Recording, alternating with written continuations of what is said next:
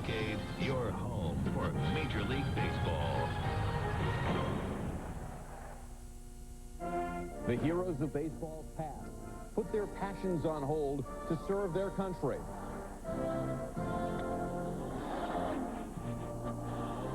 Today, they're honored along with the millions of others that serve this nation. Today, ESPN brings you the stars of the game in memory of heroes past.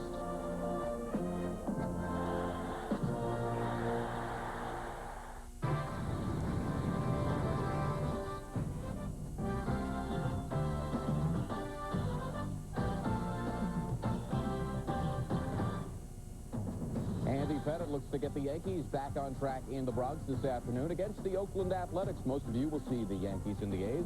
The rest of you will catch Mo Vaughn, who now has 18 homers and has taken over the lead in the American League. Big Mo and the Angels facing the Indians. How you doing, everybody? Larry Veal in the studio. And first, happy Memorial Day to you. We've got a triple header planned on the worldwide leaders family of networks. Let's get right to the schedule. 4 p.m. Eastern on ESPN. Astros and Rockies. Pedro Estacio going for his 7th win for the Rocks. ESPN2 has the Cards and D-backs. Big Mac with 20 homers. Some markets will get the Braves and Cubs. At 7 on ESPN, the Rangers and Tigers go at it. Over on the Deuce, the Mets will go for 4 in a row in Los Angeles. Some markets will see the Marlins and the Pirates. Our holiday triple header coming up right after the break. Enjoy your game, and we will be here with updates all day long.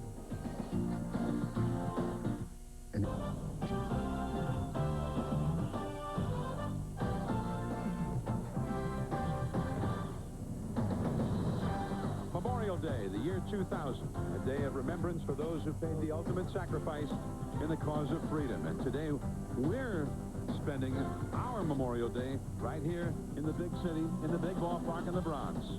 ESPN beginning its long day of baseball coverage on this holiday, America's game at Yankee Stadium, as the Yankees take on the Oakland Athletics, the start of a 3-game series. Hello, everyone. I'm John Miller with Joe Morgan, and here we are again. We were just here a few hours ago for that epic struggle. Pedro Martinez, Roger Clemens, a game I think that will go down as a legendary game and be remembered years and years from now.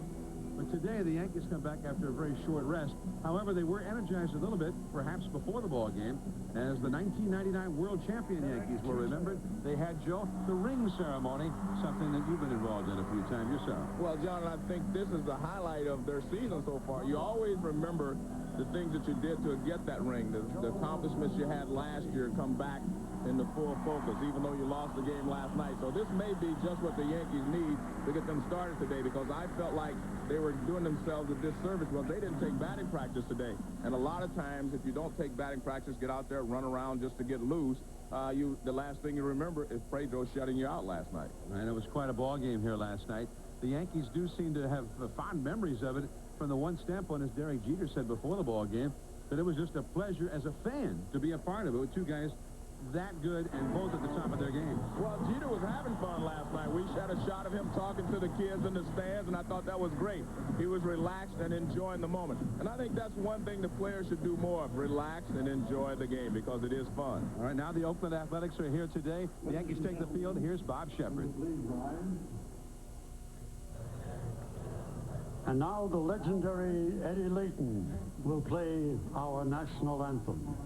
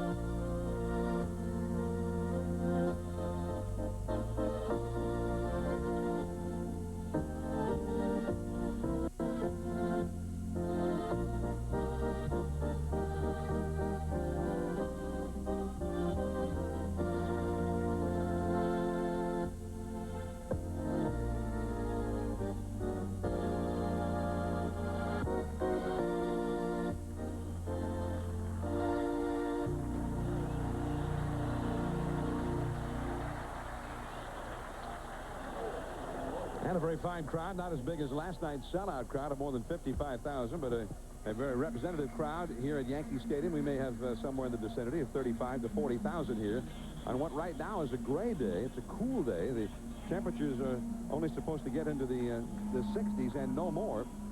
And that was part of what Derek Jeter was saying last night. There was so much fun about last night's game. It felt like October baseball, all things considered. Here's Jason Giambi. He'll be up third. And here's the Oakland Athletics batting order, is turned in by manager Art Howe. Terrence Long leads off center field. Randy Velarde, the former Yankee, second base. Jason Giambi having a monster year, the designated hitter. Olmedo Signs at first base hitting cleanup. Ben Grieve, left field. Miguel Tejada, as you see, Grieve, by the way, a former American League Rookie of the Year, has been real hot lately.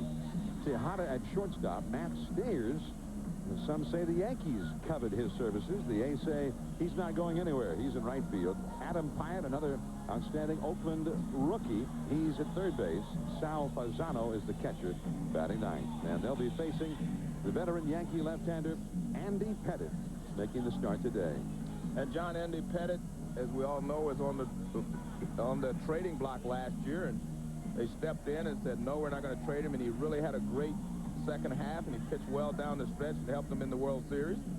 And Pettitte basically is a left-hander that throws strikes. He has a slider.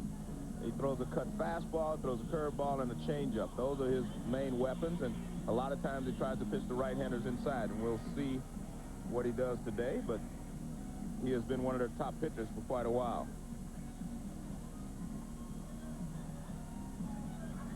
And this is the defense that they will employ behind him today.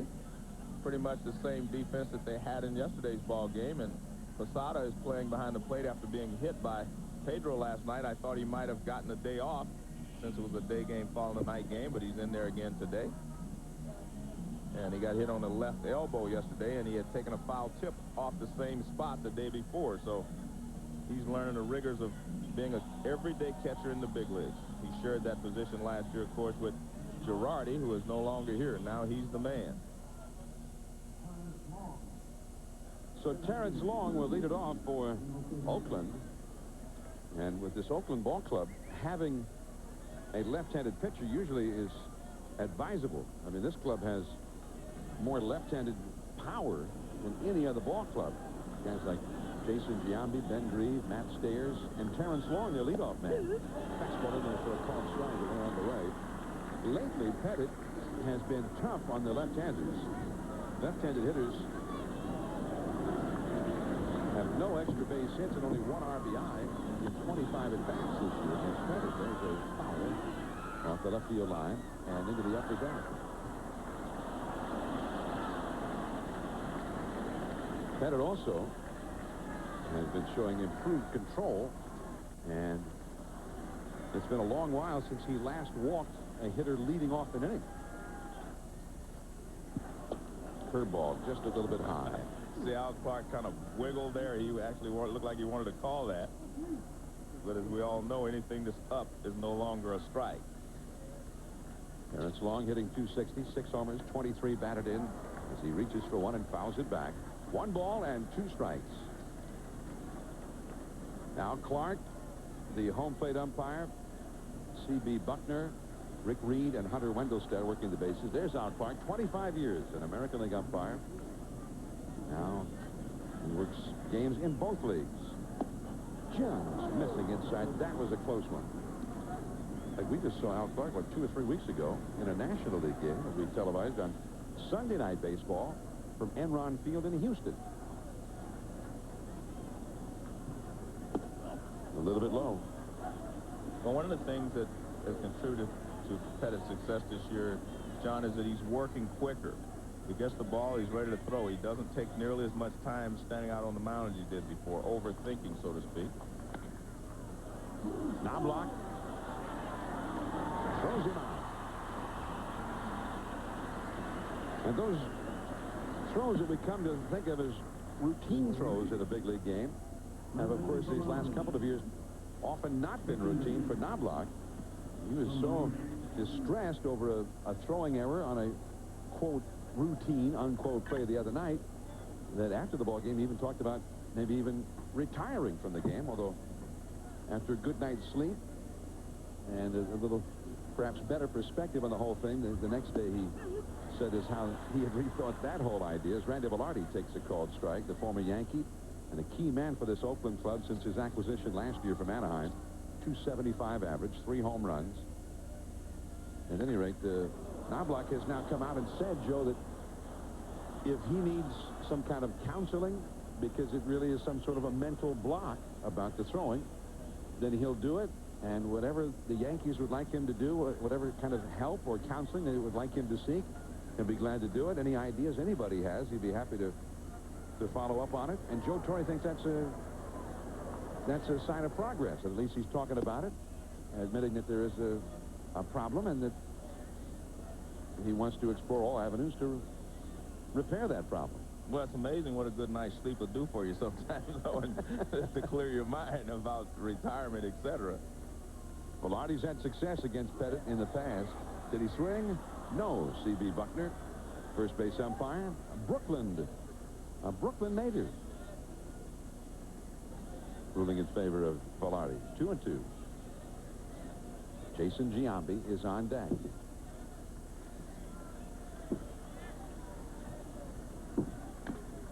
Back to Pettit. And that's out number 2. Well, good sign for Pettit is he's keeping the ball down. He's had a couple of infield grounders here, and that's the key when you're a left-hander, to keep the ball down. Or that use that sinker that runs away from the left-handers and into the right-hander. I mean, away from the right-handers into the left-hander. And so far, he's been able to keep the ball down. Jason Giambi and Mel Stottlemyre looking on from the dugout. The Yankees pitching coach. Giambi is second in the league in home runs and second in the league in RBIs.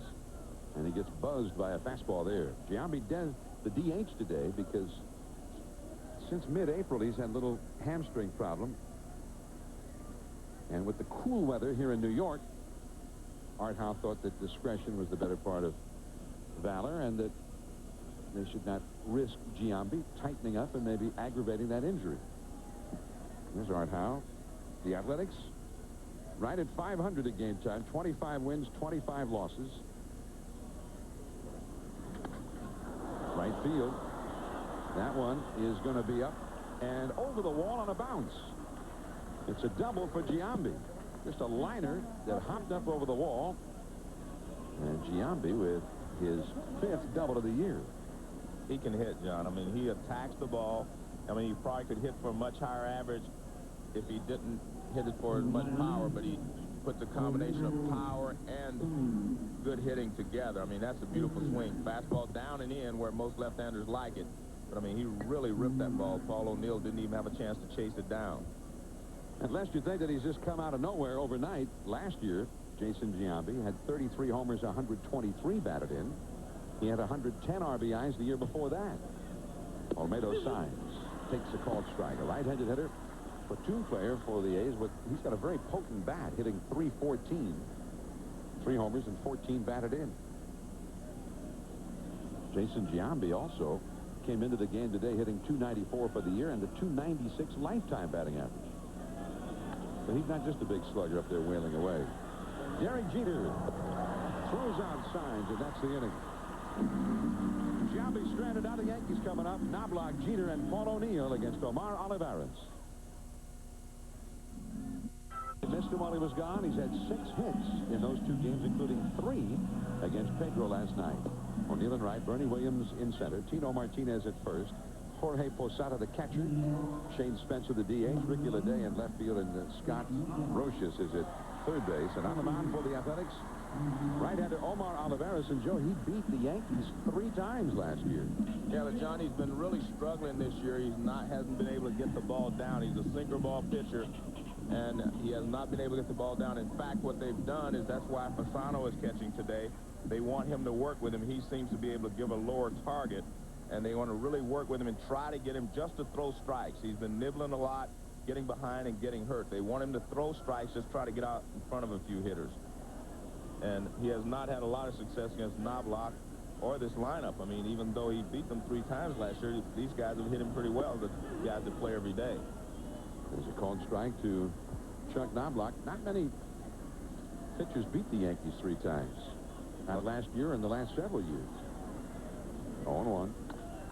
Right back to Olivares.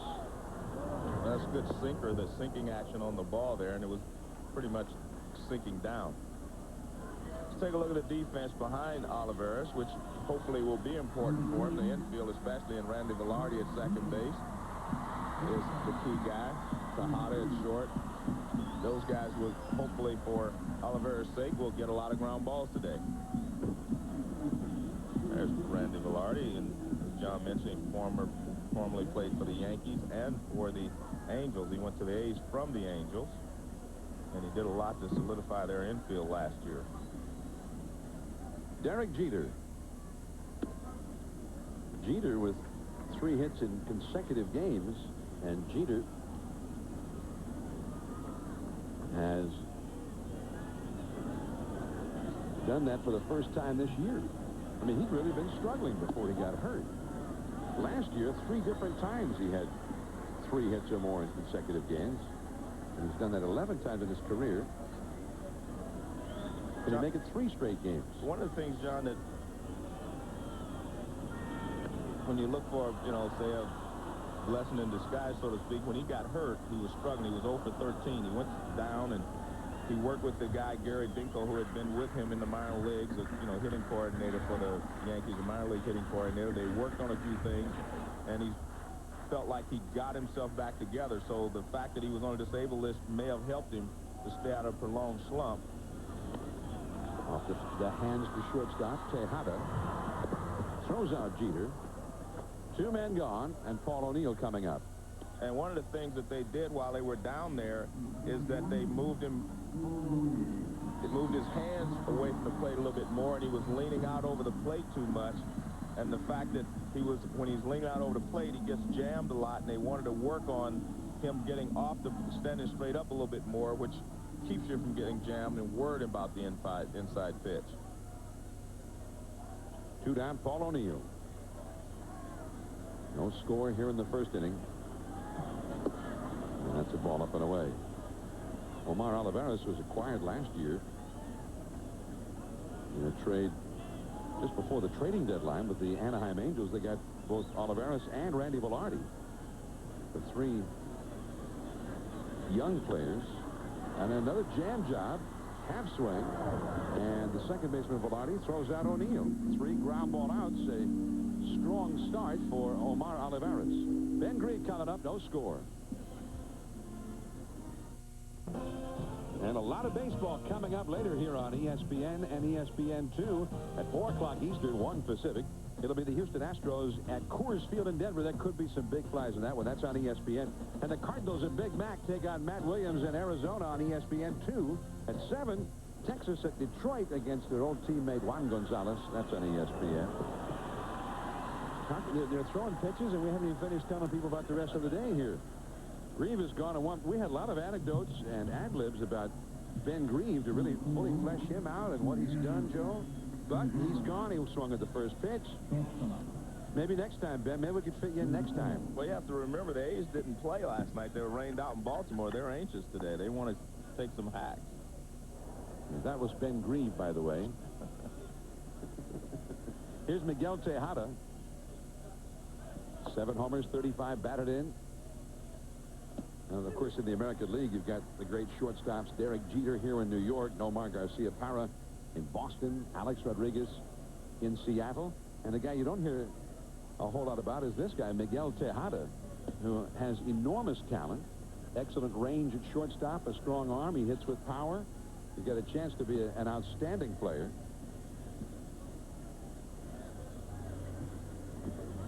Tejada hit 21 homers last year. Brocious at third. Tejada is gone, and we mentioned Olivares getting those ground outs. That's 5 ground ball outs induced thus far by Andy Pettitte. And, John, you were talking about Tejada and how much promise he has. Last time we were doing a game, his bat speed was 93 miles an hour, I believe, which is amazing, and it's quick, obviously. That's in the upper echelon of the guys that we have timed, not just this year, but over the history of the bat track. And truly, with Tejada, you would figure the best is yet to come. He had a birthday 4 days ago and is 24. Now Matt Stayers. And this has been just a miserable year for Stayers thus far. Curveball in there for a strike. The most news he's made, really, has been the constant rumors about the Yankees, for instance, being interested in acquiring him in trade. Fastball over the outside, strike 2 call. I'll tell you what, Andy Pettit is dealing out there so far. I think he probably was inspired by Roger Clemens and Pedro Martinez last night. I mean, he is painting the corners and making great pitches. Now, we know he's capable of that. Pettit, just 2-3 years ago, looked like he was going to be one of the outstanding pitchers for years to come. But he, except for the second half of last year, has not put much together in the last couple of years. That curve is low. 2 balls, 2 strikes. In fact, there were a lot of rumors that he was going to be traded near the trading deadline a year ago, and Joe Torre pleaded the case to Yankees managing partner George Steinbrenner, and Pettit, not traded, ended up putting together a real strong second half. He jammed Stairs on that one. Another ground ball out. Knobloch lobs it over to first. 3 up, 3 down. Strong beginning for Pettit. Bernie Williams comes up now. No score. Year 2000 on ESPN. No score. Last of the second coming up. Coming up tomorrow on a special edition of SportsCenter for 1 hour, Indiana coach Bobby Knight live. That's right, a full 1 hour with the Hoosiers head man. It's tomorrow, 6:30 Eastern on ESPN, and an exclusive interview with Roy Firestone and Digger Phelps from Assembly Hall. This will be the only TV interview Bobby Knight will be doing. Bernie Williams, first ball swinging, and a diving catch on a ball that was slicing away by Terrence Long. Nicely done. You're going to have to stop doing these promos. We had so many things to say about Bernie. Yeah, there you go again. Nice play there by Terrence Moore. They tell me that this guy's an amazing kid, John, because he got hit in the face, fractures and teeth knocked out and everything by a ball. 2 days later, he was back playing. And he's still out there diving. You can see it. I mean, this is just a great play. And he has really added a lot of speed to their lineup in center field. And that's one of the things they're lacking defensively. The A's are not that good in the outfield because they do not have a lot of speed out there in left or right. Tino Martinez, the hitter, taking a called strike from Omar Olivares. And that's high for a ball. Joe Torre said that you can see that Tino's been pressing a little bit. He dropped him in the order last night, trying to take a little bit of the heat off of him. The way Torre looks at it is that once Tino starts hitting the way Tino has always hit since he's come to New York, then he'll be just the same as he's always been. But right now he may be pressing, trying a little bit too hard. Well, the one thing that, you know, alarms everyone and shocks Tino is that he only has 4 home runs, and, you know, in the year of the home run, everyone's hitting home runs, and he only has 4, and he's normally, you know, a 25 to 30 guy a year, 30 home run person a year. He says he's seeing little guys, and this is the way I put it, Joe, second baseman. He got 8 or 9 home runs already. Left field. Right there is Grieve. And that is out number 2.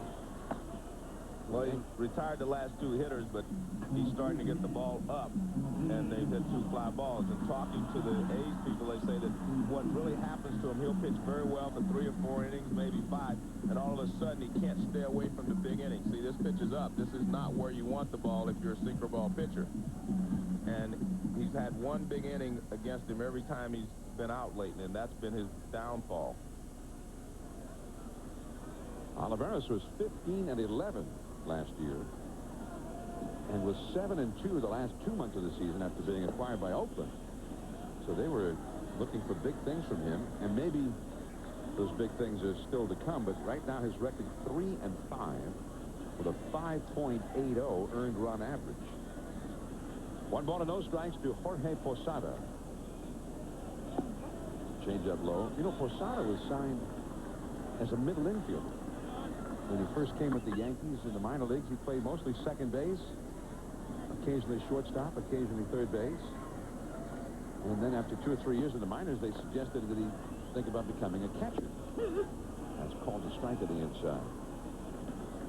So Posada has been on sort of an accelerated program of learning the rigorous art of catching. But this year, with Joe Girardi gone, the full-time job has been handed to him, and he's done so well, both behind the plate, calling pitches, handling the staff, and offensively, that people are thinking back to the days of Yogi Berra. I can almost see Yogi in my mind's eye even as we talk about it. And that's ball 4. In fact, that is Yogi. That's the Yogi. Lawrence Peter Berra, one of the Yankees greats, a Hall of Famer, one whose number has been retired. Thurman Munson, another great Yankee catcher, whose number has been retired. Yogi had a special glove made for Posada. Posada said he's trying to get used to it before he starts to use it. He says, but if somebody like Yogi Berra has something special made for you, you almost have to use it. And I saw Yogi last week. I went to the New Jersey Devils hockey game with Yogi and their owner, John McMullen, and they were talking about the glove he made. He said he made a special web. Yogi said his glove that he used had a special web in it, and that's why he was able to hang on to foul tips a lot. And that's what they're trying to make. Well, he had it made for Posada, but Posada's not comfortable with it yet. So once he gets comfortable with it, he feels that he'll be able to hang on to a few more foul tips. Shane Spencer, the hitter. Posada back to first. 0-2 the count for Shane Spencer. Yogi Berra, Posada has been doing almost all of the catching for the Yankees. I mean, there's only been about 4 games this whole year up till now that he has not started. And even games that he did not start, he eventually got into. 1 ball and 2 strikes. Yogi Berra is the Yankees' Ironman catcher. In 1954, when the schedule was only 154 games, Yogi caught 149 of those games.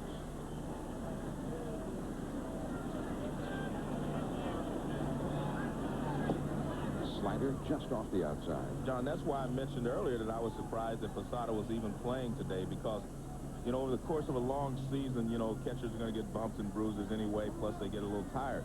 And he had taken a foul tip off his elbow, left elbow, and then he was hit on the left elbow last night by Martinez. So you figure, well, maybe today, following the night game, would be a good day to give him some time off. But they didn't agree, and Posada didn't agree, and he's out there. Well, I didn't agree, since we were here televising. If we weren't here, I would also think that he should get the day off. Well, I'm glad he's playing, too, but and you mentioned Yogi catching 149 out of 154. I remember Johnny Bench doing something like that, 150-plus out of 162. So it's amazing sometimes that they can do that. There goes Posada. Spencer into center field. Long actually started back a step, now comes in. That is the inning. 1 man left on. We're scoreless after 2 innings. We head to the 3rd. Stay with us. Yankee Stadium, Major League Baseball coverage. Next Sunday night on ESPN, Sunday Night Baseball. Steve Finley has just been incredible. 18 home runs. The Arizona Diamondbacks in interleague play against Ivan Rodriguez and the Texas Rangers for the ballpark in Arlington. 8 Eastern, 7 Central, 5 Pacific. Don't miss it. The Stars will be out. There's a chance there'll be some thunder in that ball game. Arizona, Matt Williams is back now. Jay Bell. Rubiel Durazo. Of course, that Rangers slugging lineup. We saw them in person just last week with Rafael Palmeiro. Rusty Greer is supposed to be back now. The batter, by the way, is Adam Pyatt, and Oakland has had a whole bench full of excellent young players coming out of the farm system, and this is the latest in a long line of those. That's pulled foul. He's out of Mississippi State University. This is only his 4th year in pro ball. Adam Pyatt, 24 years of age, born in Chicago. Last year started the year in Double-A ball, hit .345 at Midland with 39 homers and 135 runs batted in. Facing Andy Pettit, cutter, rolled to third, Brocious throws him out. Scott Brocious, who, of course, had been with Oakland, had the worst year of his life, and the Athletics traded him here to New York, and he was born again in the Yankee pinstripes. The Yankees have won the World Series both of the years he's been here. He had an outstanding year 2 years ago. Really a mediocre year last year until the World Series. Both of his World Series he's been outstanding. A .375 World Series average in those two series. Now Sal Fasano, the Oakland catcher. Caught by Knobloch. Didn't really need to jump up for it. That one started to sink. He jumped up and then reached down. Actually, the ball started tailing away from him a little bit too, John, and when he jumped up, he had to reach off to the side as well as reach back down. Now watch, this ball kind of starts at him, and then it'll start to curve away, and he jumps, like John said, right there, and then he reaches off to the side as it tails away from him a little bit.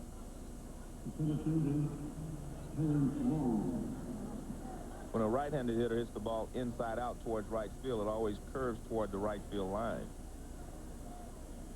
And he didn't really have to reach down for it. Although I think he could have caught it. Well, he did after he jumped. I think he could have caught it without jumping. 1 ball to no strikes now to Terrence Long, the leadoff man. He grounded out to second his first time. Looked like Jeter was giving Knobloch a little grief about that. I'm sure he was. Over at shortstop. 1 ball, 1 strike now to Terrence Long. The Yankees now 1 game back of the Red Sox. The Red Sox do not play today. On Memorial Day. Yeah, there's 4 teams in the majors not playing at all today. And the old days. I mean, you know, the old day back when you played. Well, no, even before I played, John. From 1950 to 1959, they used to have 70. They had 70 doubleheaders on Memorial Day. Wait a minute. On one day? Nah, on one day over a 10-year period. 50 to 59. Stay with me here now. In the 50s. Yeah, work with me here. Yeah, you know how I hate stats. Yeah. But listen to this. There's only been 1 doubleheader on Memorial Day since 1982. The Reds played the Phillies in Cincinnati. You mean in the last 18 years there's only been one doubleheader on? Yeah. Wow. Amazing. Chuck Knobloch has handled 4 grounders with the resulting throws without incident. No score after 2.5. Key killer Omar Olivares 3-1 against the Yankees last year.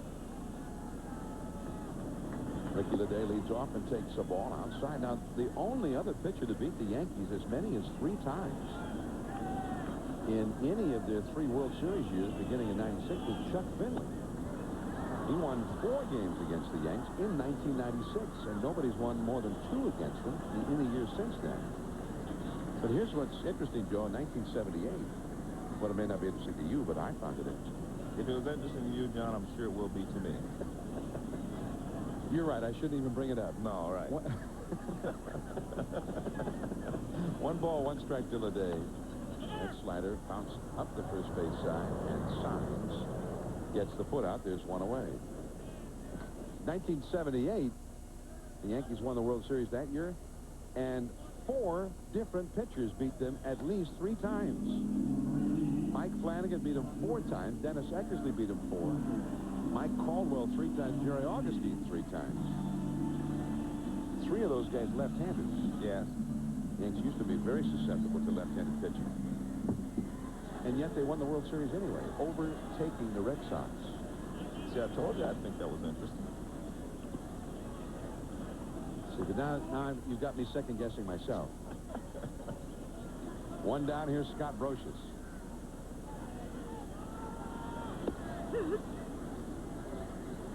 Brocious with a count of 1 ball, 1 strike. Brocious, who also had that strained oblique muscle. The Yankees had 3 different guys. Derek Jeter said it's almost like a virus that's gone through the clubhouse. He had the problem. Not much foul territory in that part of Yankee Stadium. The Signs would have been over there with maybe 10 feet left before he got to the box seats. Had this been the Oakland Coliseum, could have caught that one easily. Jeter had that rib cage muscle pull. Brocious had it. And it has plagued the Yankees. Right now, the starting pitcher, El Duque, Orlando Hernandez, has a back muscle problem. Caused him to miss a start on Saturday. 1-2 the count to Brocious. Did he swing? An appeal? Yes. Buckner, the first base umpire, says he swung. Strike 3. First strikeout for Olivares. Well, it's a slider breaking down and away, and Brocious tried to stop his swing, but he was not able to, according to C.B. Buckner. There's a breaking ball, and the barrel of the bat does seem like it goes too far. This is the angle that it would have for first base. Very, very close. Leadoff man Chuck Knobloch hit a comeback to his first time. Slider just off the outside for ball 1. By the way, El Duque, they were not sure last night as they were treating him in the trainer's room all through the pregame part of the night, whether he'd be able to start it next time or not. There's a strike to Knobloch. Apparently today he has recovered sufficiently that the medical staff of the Yankees has given him the go-ahead to go ahead and prepare for his next start, and he should be able to make that start. On the right field line, that's in there, base hit. Base hits have been in short supply for the Yankees these last couple of days. Actually, that was a very good pitch by Olivares, down and away, and Knobloch kind of flipped it off the end of the bat down the right field line. He didn't try to pull it. If he tries to pull that ball, it's a pop-up. And watch, see that pitch, that's a down and away, and he just fights it off going the other way, and he hits it down the right field line. Good job of hitting there. But you can see they had him played that way. So he only gets a single. Knobloch last night made contact 3 different times against Pedro Martinez. He was hit by pitches last time. Saw that contact too. Okay, well, that's Pedro made contact with him. But we had a note last night that he had swung and missed at only 12 pitches the whole year before last night. I don't know who keeps track of such things, but that's an amazing statistic. You know, out of 200, I guess 215 or so swings, more than that. It was 214 going into last night. That's amazing. To only swing and miss that many times and that many at-bats. And that's Knobloch we're talking about. I mean, Jeter, he swings and misses all the time. A lot of times. He's a free swinger. But Knobloch, it's tough to get one past him. One strike to count to Jeter. That's a foul out of play. All right, so what about Knobloch, the leadoff man, taking off here at some point? I think he should be stealing here, Joe. Well, with no balls and 2 strikes, normally the guy doesn't try to steal in that situation because a pitcher may waste a pitch, waste a high fastball, and it's kind of easy to throw from that position if you're the catcher. But after that, I think if you're a base stealer, I think you need to steal a base early in the count anyway. But as you and I were talking on the way out this morning, base stealing is, compared to power, is down anyway. And there's 4 attempts for Knobloch this year. He's not been stealing much. Seems like this is one of those times where a steal could be very beneficial. Well, for a couple of reasons. Obviously, if he doesn't make it, Jeter starts off the next inning with a fresh count. He also, you know, Jeter is one of the guys that gets on base in front of Paul O'Neill and Bernie Williams. If he does make it, he's given Jeter a chance to drive him in. Or if he's running and Jeter happens to find a gap someplace, it'd be easy for him to score. See, that would have been a great pitch on which to steal. I was trying to tell him. Well, I think that he's, well, Lee Mazzilli is the first base coach, and he's talking to him about it. Mazzilli was a pretty good base stealer when he played for the Mets. So maybe I'm looking for a fastball up and away. Casey's running. They want a semi-pitch out there. See that? There's a fastball down and in. Yeah, but it was a fastball, so. 2-2 the count. Well, he's got to run now. I don't know what he's waiting for. Well, I'm not sure he's going to run now. If he's waited this long, he basically says that he's going to see what Jeter can do. There's Willie Randolph over third. He's the third base coach, relaying the signs. But I'm sure guys like Knobloch, Jeter, these guys are on their own when they're on first base. They have a green light to go whenever they feel like they get a good jump. Look at the strained left forearm. Kept him on the shelf for a few days. Down the third base line, past Pyatt. Rolling into the corner. Green going after it. Knobloch's going to be waved down by Willie Randolph as the ball bounces away from Green in the corner. Knobloch scores, and Jeter ends up at third. 1-0 Yankees.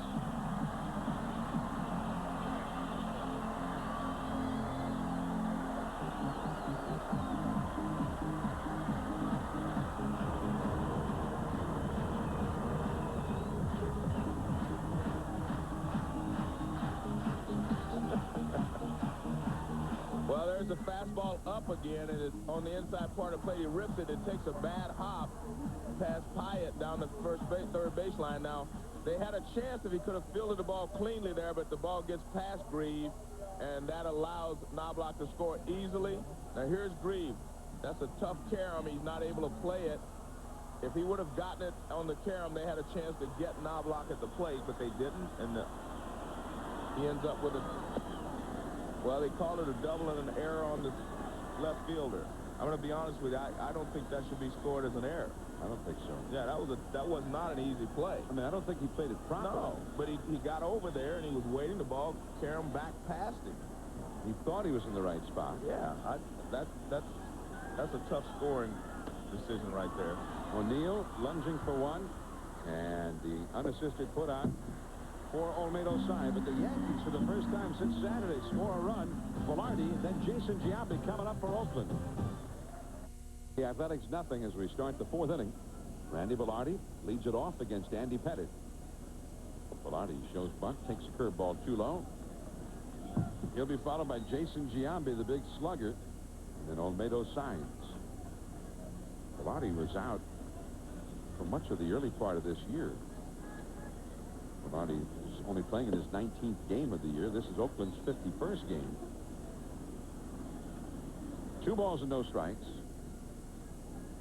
And that was a very serious loss for the Athletics. I mean, he adds a lot to the top of the order. He's one of those guys who makes things happen. He's a good hit-and-run man hitting second.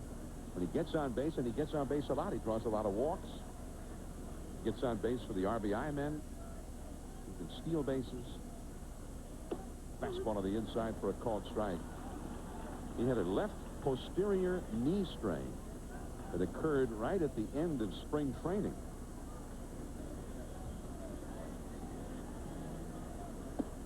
And he gets a walk. That's what we're talking about. Last year, Oakland, by the way, got more walks than any team in 50 years. More than the Yankees. I mean, much has been made the last 3 or 4 years. And I admit it, I'm one of those who made a lot out of it. But how patient they were, the deep counts, all the walks that they received. And Oakland was sort of in the same mold in that regard as a lineup and got even more walks than the Yankees last year. Here's Jason Giambi. Big and strong. Ooh. Left field. Ricky Leday. And Giambi got on one pitch. Now, that is unusual. Well, it was unusual for 2 reasons, John. That wasn't a good swing. It looked like it was something off speed. He was looking for a fastball, it appeared, but because it was up, he went ahead and swung at it. But it was like he goes out there, watch him go out.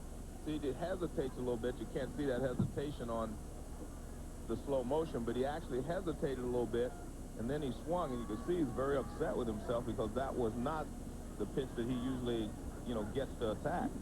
He's usually a little more patient than that. And speaking of patience, as Olmedo signs, it gets hit. The left shoulder blade, or in that vicinity. So Pettit trying to get it in, and he got it way in. Signs slowly walks up the first baseline.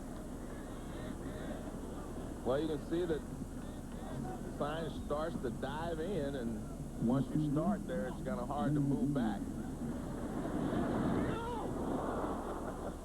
I don't mean to laugh, but I mean, he reacted loudly there. I think he was thinking it might hurt more than it actually did. That wasn't even him screaming. That was me screaming all the way up here. Oh. That hurts. I'm hurt for him. Here's ball 1 to Ben Grieve. Randy Velarde, who walked at second base. Olmedo Saenz, who was hit by the pitch brutally. He's at first. Ben Grieve, the hitter. Pop fly. Ricky Leday. The wind blowing it around up there. And Leday had quite an adventure going for that one. 2 men gone. Fans, be sure and log on to MajorLeagueBaseball.com for the most complete baseball coverage on the internet. With live scores of all the games and current in-game stats, it's the best way to follow the action of every Major League game. That's MLB.com, your online source for Major League Baseball. Log on now. Unless you're Joe Morgan, in which case you're saying, what does log on mean? But I'm getting ready to log on soon. In another few days, I'm going to be logging on, checking it out. Well, that first day when everything's going wrong, you know, you can't get to anything that you want to get to. Yeah. Don't call me. 0-1 to count to Miguel Tejada. Actually, I'm going to have some instruction, and I'm going to tape the instructions. I'm going to have my little audio there, and I'll tape them, and so if I ever have a problem, I'll know where to go. I've seen you with mechanical things. If I were you, I'd hire them to just move in. Just walk with me. Yeah. 0-1 the count to Tejada. Velarde at second, Saenz at first. Now block. And that's the inning. 2 men left. We'll go to the last of the fourth. Bernie Williams, Tino Martinez, and Jorge Posada coming up. 1-0 Yanks. The Yankees lead the Athletics as we go to the last of the fourth inning. Be sure to pick up the latest issue of ESPN, the magazine, with Randy Johnson and Pedro Martinez on the cover. Inside, if hitters own the game, why can't they solve the big unit? And Pedro. Plus, catch the latest Major League news and features. ESPN, the magazine, on sale this Wednesday at fine newsstands near you. Omar Olivares delivers outside for ball 1 to Bernie Williams. Bernie lined out to left center. His first time. You know, Bernie usually is awfully slow starting the first couple of months of the season as a left-handed hitter. He's naturally a right-handed batter who took up switch hitting. But this year, he seemed to lock in that left-handed stroke in spring training and has been effective from both sides of the plate early on. And one thing different for Bernie this year, he no longer wears the contact lenses that he used to. Joe, he says that since he's had this laser surgery on his eyes, that it does make things a little easier for him at the plate, because sometimes with the contacts, his eyes would tend to dry out on a windy night, a windy day, and he had to keep calling timeout. He led the league in calling timeout at home plate to adjust those contacts and get the natural vision back. And not going so far as to say that the laser eye surgery is responsible for everything good that's happened early on this year. But he does say that he had those at-bats where the eyes kind of dry out, or sometimes they tear up. You know, Jeff Bagwell also had that same surgery. I think, John, there's been like 3 or 4 other players, that have had that. I've read that, quite a few players have actually done that. Yeah. Well, Bagwell, that is strike 3 called in the inside corner. And Bernie is gone. He's 0 for 2. Good job there by Olivares. He was away, and then all of a sudden he busted him inside for strike 3. Good pitching. Now let's see, you see the target right on the inside corner. Fastball starts off and moves back. And Al Clark kind of punches him out there. He gave him a left and a right on that one. He did? Yeah. Al's got a little, it's subtle. Yeah. There's a little style there.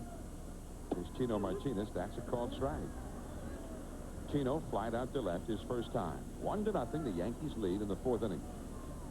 Jeff Bagwell said that wearing the contacts, he'd have as many as 50 at-bats a season. That ball is fouled away. 0-2 the count. We get another look here. Now watch Al Clark. Watch the umpire. Don't watch the strike. Watch him get up and throw a left and a right, no, a right and a left. Started with the right. Yeah. And the left was really the knockout. Yeah. 0-2 the count to Tino. Posada on deck. 1-2. And Jeff Bagwell, going back to that, said that he had maybe 50 at-bats a year where his eyes would start to tear up because of the wind or whatever, the elements. And he really would have an at-bat where he had less than full vision, fluid vision. Deep into center, long way back, and what a catch! Sprawled out on the warning track, and he's still holding on to it. Well, you have to remember, he injured his face. I told you he was hitting the face with a throw in warm-ups one day, and he was out for a couple of days, and he came back and played. Now, so he makes this dive, and he probably lands. His face, his head hits the ground, but he's sitting there for a while. Well, watch what happens. He actually turns the wrong way. Now he has to reverse and gets over his shoulder, and he leaps out, and he makes the catch. Now watch him. The ball actually just barely gets into the web of his glove, right at the end of his glove. Watch this. Right there at the end, and it stays in the web.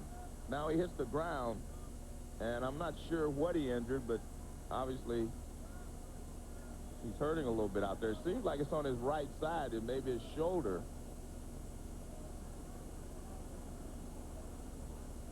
Omar Oliveras at the mound, talking it over with catcher Sal Fasano, meanwhile. And John, what he's actually, I bet you what he's talking about is he has his sinker. He's talking about the pressure that he puts on his index finger. When he pulls down, he gets the sinker. When he drops his arm, it stays sideways, and he doesn't get the sinking action. And that's exactly what it is with there you see him talking about the pressure that he puts on his finger. And that's what he means. He needs to get more sinking action on the fastball.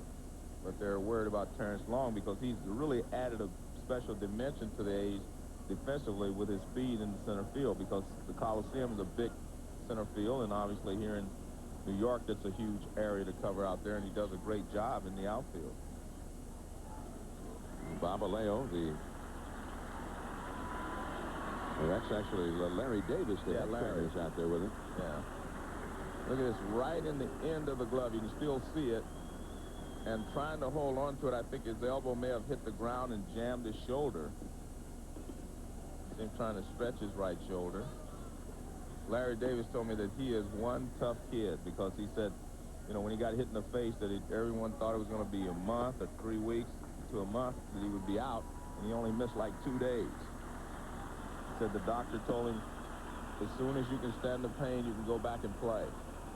And he said he wanted to play one day later, but it was a night game. It was so cold that he couldn't really breathe because he couldn't open his mouth, and the cold weather was killing him. So he waited one more day, and he missed 2 days out of all that time, with all the problems he had. He's going to stay in this ball game. Just a fabulous catch on that deep drive by Tino Martinez. And Jorge Posada will come up now. Terrence Long had been with the Mets and was acquired in the Kenny Rogers trade by Oakland back at the end of July last year. Posada.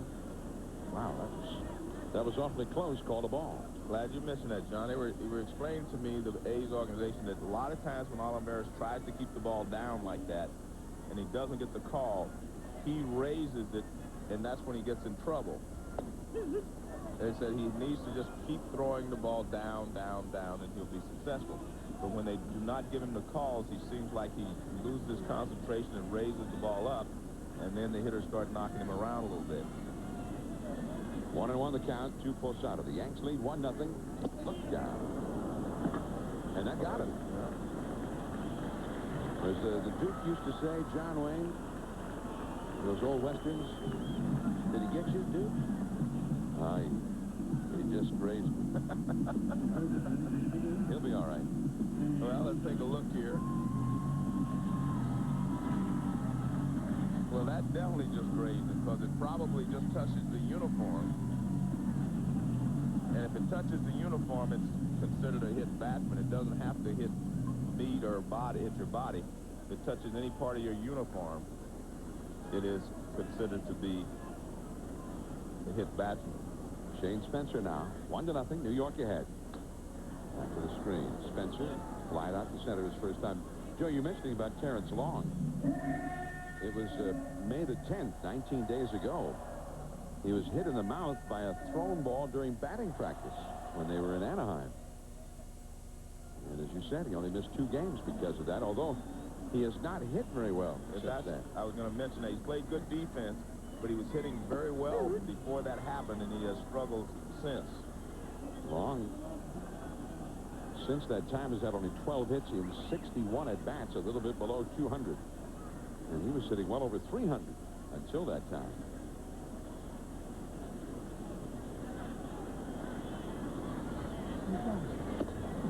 Off the outside. 1 ball, 2 strikes. And, John, it's tough enough to play this game when you're 100% healthy or you do not have anything bothering you. But when you have any little injury, it always seems to take away a little bit of your concentration, and you do struggle.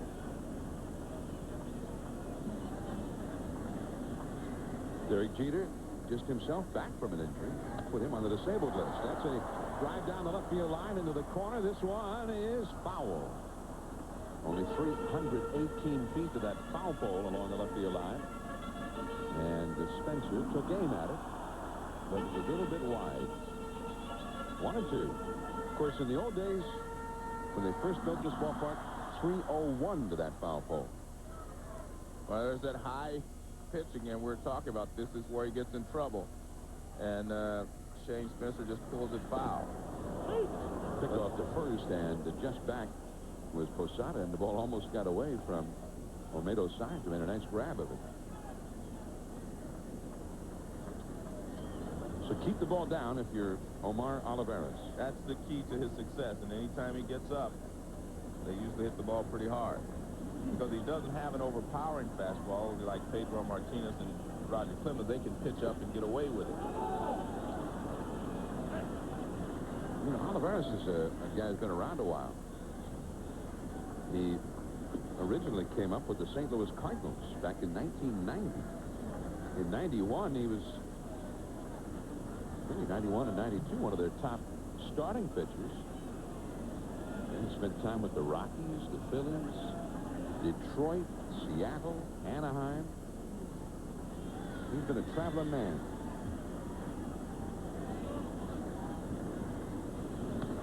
He's got another one up. Spencer chased it up out of the strike zone. Popping it foul. A lot of room behind the plate here, and making good use of it. Catcher Sal Fasano to retire Shane Spencer. 1 man left. We head to the 5th inning. Matt Stairs coming up. 1-0. The Yankees lead the Athletics. Athletics nothing as we go to the 5th inning here under gray skies at Yankee Stadium. Now, join ESPN tomorrow night at 8 Eastern for Game 1 of the Stanley Cup Finals. Brett Hull and the defending champion Dallas Stars battle the New Jersey Devils. That's tomorrow night at 8 Eastern, 7 Central on ESPN. ESPN and ABC, your exclusive networks for all Stanley Cup playoff final action. Game 2 Thursday at 8 on ESPN, and then the rest of the series, games 5, 6, and 7, if necessary, will be seen on ABC. Matt Stairs takes a called strike from Andy Pettit. And a real sharp game for Pettit up till now. He's only allowed 1 hit, 1 walk, 1 hit batsman, no runs. Yankees have supported him with only 1 run, but that's been enough up till now. Matt Stairs, very powerful left-handed hitter. He, along with Milwaukee's Jeremy Burnitz, Joe, may have 2 of the most ferocious-looking swings of any hitter. Yeah, they do not hold anything back. They never look like they're trying to hit a single the other way. I love watching Matt Stairs hit. I mean, I think he's very aggressive, and especially last year when he was hitting so well. Just missing out there. They wanted that one. Matt Stairs, who is from New Brunswick, Canada, originally last year had 38 homers and 102 RBIs. The year before that, 26 homers and 106 RBIs. The second. High hop, but Knobloch stays with it and kind of lobs it over to first and just does get it there. Oakland is testing him today. You're right. That's the 6th routine ground ball that he's fielded. And none of them have been routine. None of the throws have been routine anyway. This is a breaking ball down and away, and Matt Stairs goes out. He tries to pull it, and Knobloch takes his time. He doesn't pick up the first baseman. Then he just kind of lobs it over there. Another ground ball to Knobloch, a tougher one this time. Over to his right and turns and throws it low to first, but dug out by Tino. And Adam Pyatt is gone. Well, it's as if the Athletics' whole game plan was just hit the ball to Knobloch. I tell you what, Tino Martinez should probably get a Gold Glove anyway, because the last couple of years he's been able to save some errors for Knobloch. Well, he got a little, he didn't catch that cleanly, and then he just throws it. And Martinez, being alert, is ready and makes the play. Definitely not routine. 7 ground balls to Knobloch, plus a line drive. But I guess if you're looking at it on the positive side, he's been able to retire all 7. I mean, I'm a bottom line guy, Joe. Thank you. I mean, as Westall said, they don't draw pitchers in the scorecard. They just put the assist number there. You know, I never heard that saying. John, how long have you been in the big leagues? No, the saying I always heard was, it looks like a line drive in the box score. Well, that was the cliche I always heard. Yeah, but I'm not a cliche kind of guy, so I just change it around a little bit. This is not a cliche. This is an old saying. Thank you. Okay. Right. I change it around a little bit so it doesn't come out like a cliche. They don't draw pictures on the scorecard. Right. If it's you just draw that he got the guy out. Yeah, you just put assist. Right. Put the assist number. 4-3. 4-3. See, I don't have any pictures here. I have 4-3, 4-3, 4-3, 4-3. About 7 times. Yeah. You call that a 4 right there? Hey, you take the shortcut and just put 3 down. What, are you practicing to be a doctor? What kind of handwriting is that? 3-1 the count to Sal Fasano. You know, and I could almost see Sal looking at Knobloch. I think he was trying to hit it over to Knobloch. Really? See, all these guys trying to hit the ball to the right side. Trying to go the other way, yeah. Right? Well, this could be good for Knobloch. Yeah, I mean, well, everybody in the whole lineup is hitting a ground ball at nobody but him. Well, you're right. I mean, it could be. Maybe he'll get the confidence because, as you mentioned earlier, I mean, he said that maybe he does have a mental problem with throwing, and maybe that'll, I mean, if he can be successful enough, here's another old saying, success breeds confidence. So if he's successful in getting these guys out, his confidence level will rise. Fasano is down on strikes. Andy Pettit, after 11 ground ball outs, gets his first strikeout. 1-0 Yankees after 4.5. And the first part of our extensive coverage of the great American game of baseball.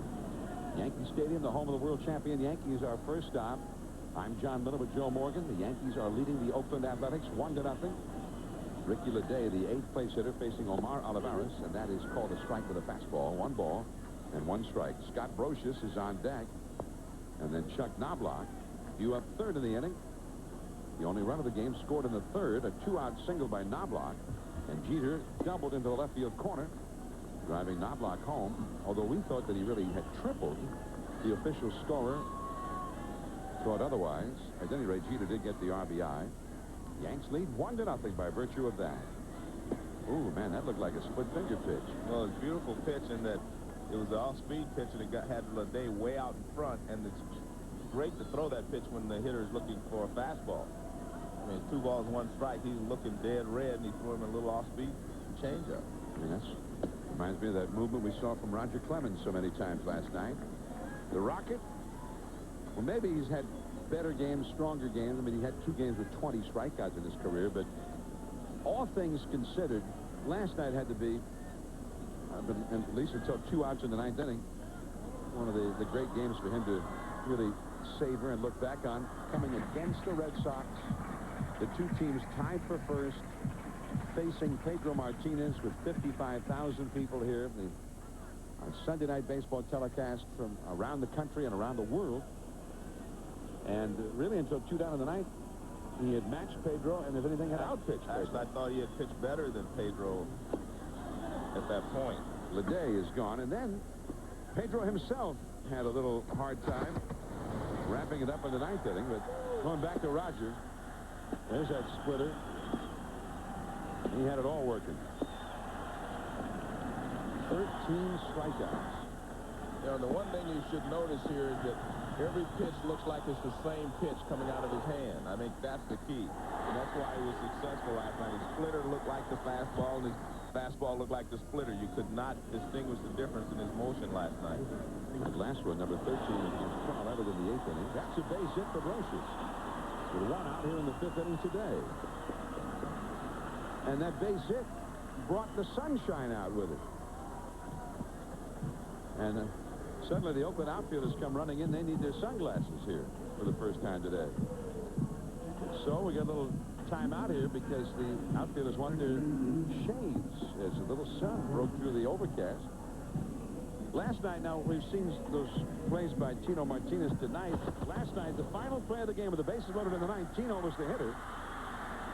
And the second baseman Fry double clutch. But look at the first baseman, Joe. Yeah, he tripped. And that was Mike Stanley, who hasn't played first base in his entire career, but it was very difficult for the second baseman because Fry was ready to get rid of it. Now all of a sudden the guy's not ready to receive it. You have to double clutch, and that could have thrown his momentum off, and he could have thrown the ball away. But a good job there by the first baseman. Tino makes it look easy because Tino is so alert over there because, you know, when the ball's hit the knob-block, he's always on guard. Now, what if he'd thrown it right there, Joe? Right. Then it probably would have gotten away. You see, he's ready to throw. Look at Fry. Now he holds it. I don't know how he's able to hold on to it. But now it becomes a routine play after that. I mean, you kind of shudder to think what would have happened had he just gone ahead and thrown it when he wanted to, when he started to. I mean, with Stanley starting to fall over, the ball might have shot right past him, and 2 runs would have easily scored to tie the game. Well, there are a lot of infielders that probably would have thrown it because when you get the ball, you find a target, you get ready, and you throw. But Fry, of course, did a great job of watching Stanley and realizing that he wasn't ready to receive the throw. Knobloch deep into the hole. Tejada. Quick throw to second in time. Man, that was slick. Well, it was so slick, John, that Velarde actually had a chance for a double play at first base, but he wasn't prepared because he thought he was only going to be able to get one. Nice play by Miguel Tejada. Now watch how quickly he gets the ball to second base. Now look at this. Now Velarde, if he would have come across the bag and been ready to throw, now he looks up, he said, man, I had a chance. But he didn't think so. And normally you're only going to get one on this play, so Velarde was making sure of that. But you see right there, now watch him. See, now he gets ready and says, man, I had a chance at first base if I would have thrown. So good job there by Tejada. But Velarde did right. He had to make sure you got the one at second base. So now a comedian would say that he did a take. Yeah, got the sure out, no problem there. Look, oh, look at that. Yeah. How do you draw that on your scorecard? A take. See, I told you, forget about those pictures. We're only going to use numbers here. No pictures. Yeah, just numbers. So on my scorecard, I got Knobloch hitting an FO. Thank you. 6-4. Oh, I got FC. I have a fielder's choice. What do you say, FO? What's that? You know, if you were the official scorer. Yeah. What's FO? Then I go force out. Oh, please. I only use FC if it's not a force out. You know what that's like? That's like he had 5 RBI. No. I beg to differ. Jeter is Tejada again. Really quickly, doesn't This time they only needed the one. Another FO. Force out. 6-4. We go to the 6th inning. 1-0 New York. News Major League Baseball is brought to you by Warner Brothers' new motion picture, The Perfect Storm, in theaters everywhere starting Friday, June 30th. And by the power of J.P. Morgan, Wealth Management Online.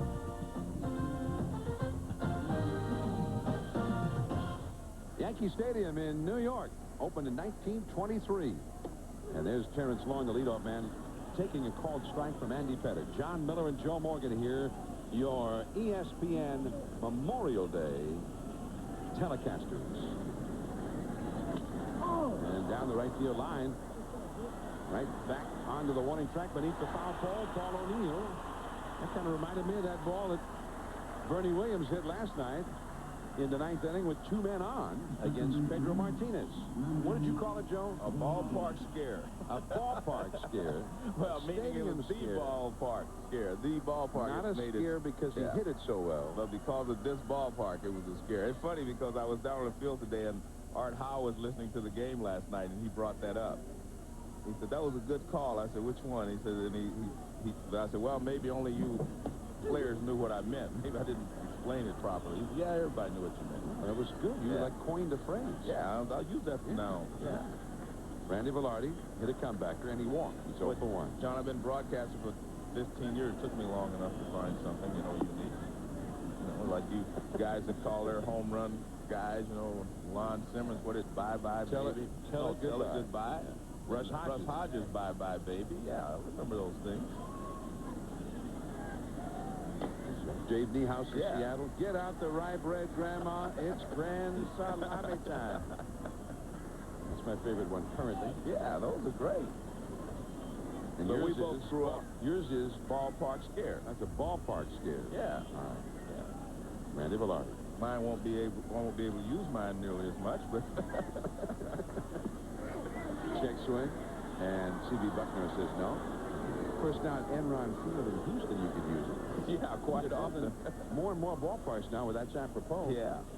Yankee Stadium with that short porch in right. Yeah. The new Pacific Bell Park in San Francisco, ball down the right field line to give you a ballpark scare. Correct. 2-2 the count to Velarde. Up and in from Andy Pettit. 3-2 the count. Joe and I, of course, as professional sportscasters, I like that. We keep score for a living. Now, maybe you think that we have highly paid consultants who come in and keep the scorebook for us. That's just not so. We do it ourselves. Correct. And I use 4 sound because that's specifically what happened. Right.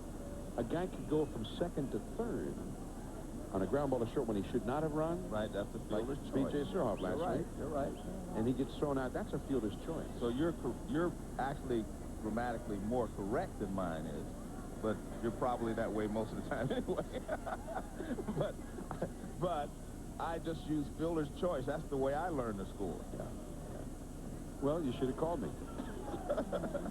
Well, you said I couldn't call you on a computer, so how am I going to, I don't think I should call you to get a better scoring. Oh, I'm going to get emails now from you probably 3 times a day. 3-2 the count. Oh, it took a bad hop off the lip of the grass, but Jeter went down to get it. That's pretty smooth by Derek Jeter, because that was a hopper, and then it hit the grass and became a roller. And that's why, as a middle infielder, you're always taught to stay down on the ball to begin with, because it's easier to come up than it is to go down. You can stay down, you can come up if it takes a bad hop, but if you're up, you can't get back down to that ball. Nice play by Jeter. And watch how he stays down. So he's already down there, so he doesn't really have to do anything. But if you're up, thinking the ball's going to be a big hop, and then try to slide down on that, you can't get down in time. Now the slugger, Jason Giambi. He has doubled and has flied out to left. 1 ball and no strikes. He got 17 homers, second in the league, behind Mo Vaughn. Mo Vaughn of Anaheim leading the league with 18 big flies.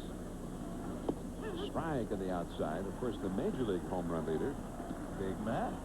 He's got 20. And Barry has 19 as of, well, he hasn't had a hit in a couple of days, so he still has 19.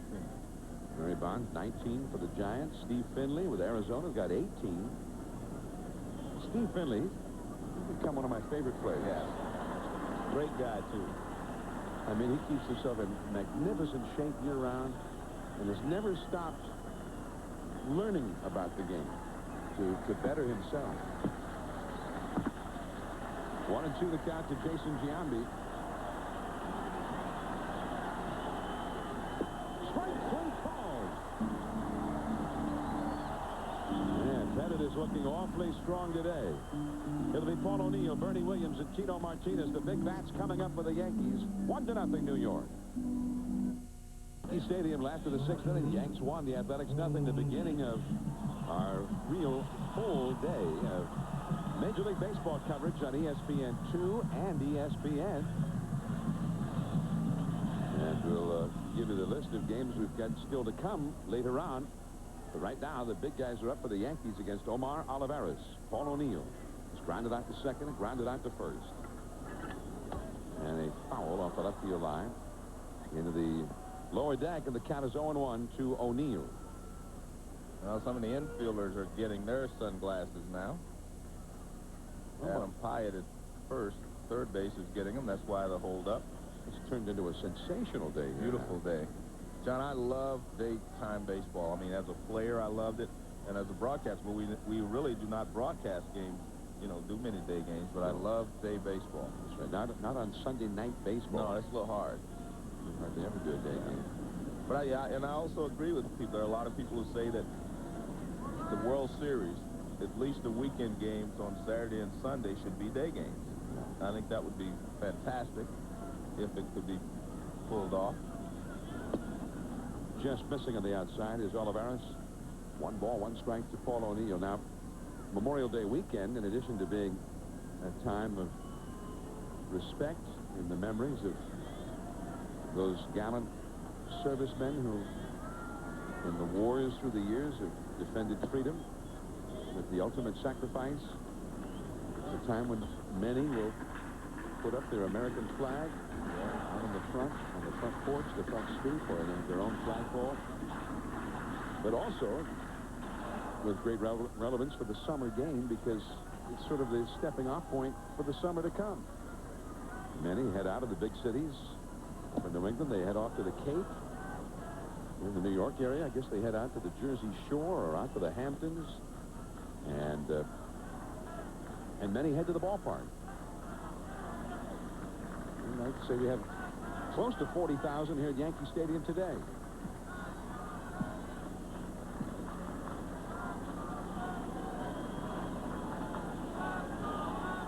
Two and two to O'Neill.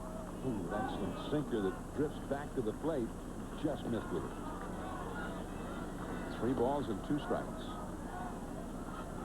Well, it seems like we have a lot of families here at Yankee Stadium today, Joe. Before the game, when they had the ring ceremony, the Yankees represented with their rings. We heard a lot of kids cheering.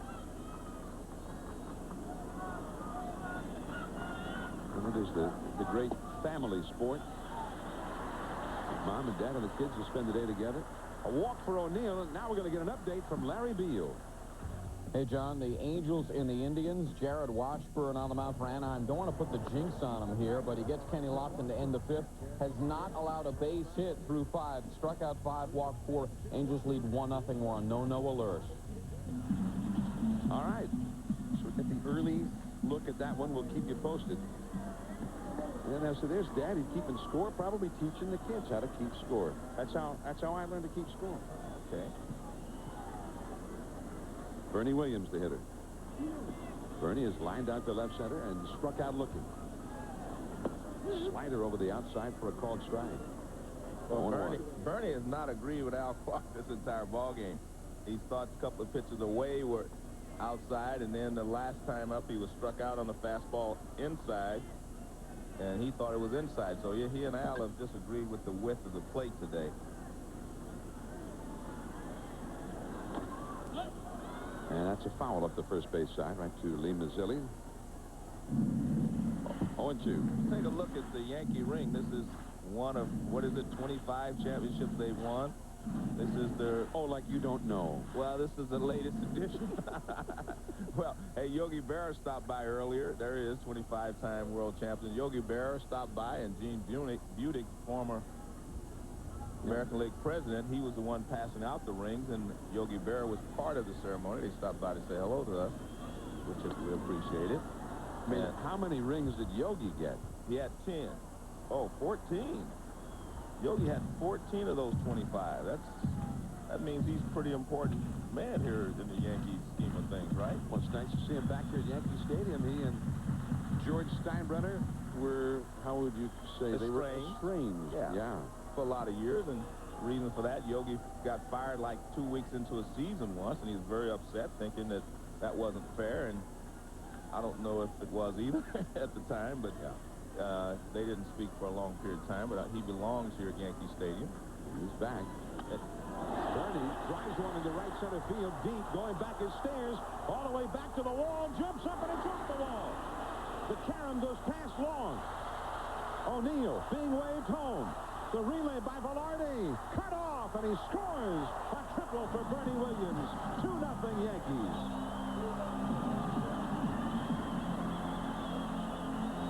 Well, I tell you what, Bernie Williams forced Paul O'Neill to come home on that play. He forced Willie Randolph is in Paul O'Neill because he was right behind O'Neill, and there wasn't going to be a spot for both of them to stop at third base.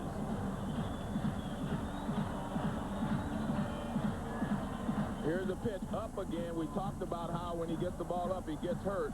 Now this ball, Stairs went back. He played it pretty well. He just didn't really have a chance. That ball right off the wall. Here's the problem. Terrence Long falls down trying to play to Karam. The ball bounces back, and Bernie Williams ends up at third with a triple. Paul O'Neill scores. And there was a possibility for inside the park home run had there not been anyone on first base when he hit it. Now the infield comes in all the way around as Tino Martinez stands in. 2-0, the Yankees lead, nobody out. Foul off the third base side, going over third baseman Adam Pyatt, but it is in amongst the spectators, out of play, 0-1 the count. And you were talking earlier, John, about Joe Torre saying that he felt like Tino was pressing a little bit. Well, I mean, a lot of it looks to me like it's mechanical as well. I mean, it just seems like he's opening up just a hair too soon. That makes the bat slow through the hitting zone. Like that pitch right there, that's a pitch that he usually hits hard, and he was late on it. Shortstop Tejada, they've moved back a little bit now. They were in all the way to the grass, and now the middle infielders anyway moved back a little bit, and even the first baseman signed. You see, now they're more back halfway. And John, I always felt that with no one out, this is the way to play, because the guy's not going to go automatically on a ground ball with no one out. With one out, you move in a little closer because then he'll be maybe going on contact. With no one out, they cannot afford to have him thrown out at the plate. Well, he got Tino off balance there, lunging for a ball. 0-2 the count. You were talking about that, Joe. We saw Willie Randolph whispering into the ear of Bernie Williams over at third base. With a runner at third and no one out, that runner at third cannot be far enough off the back where he can be doubled up. You have to play it safe in that situation. So by playing it safe means that you can't get that great jump that you want, so the infield doesn't have to play all the way in. But with one out, you're going to go on contact, then you have to play in for the throw to the plate. Oh, that hit him right in the head. Tino wasn't happy about it. Now Clark now runs out to move Tino away.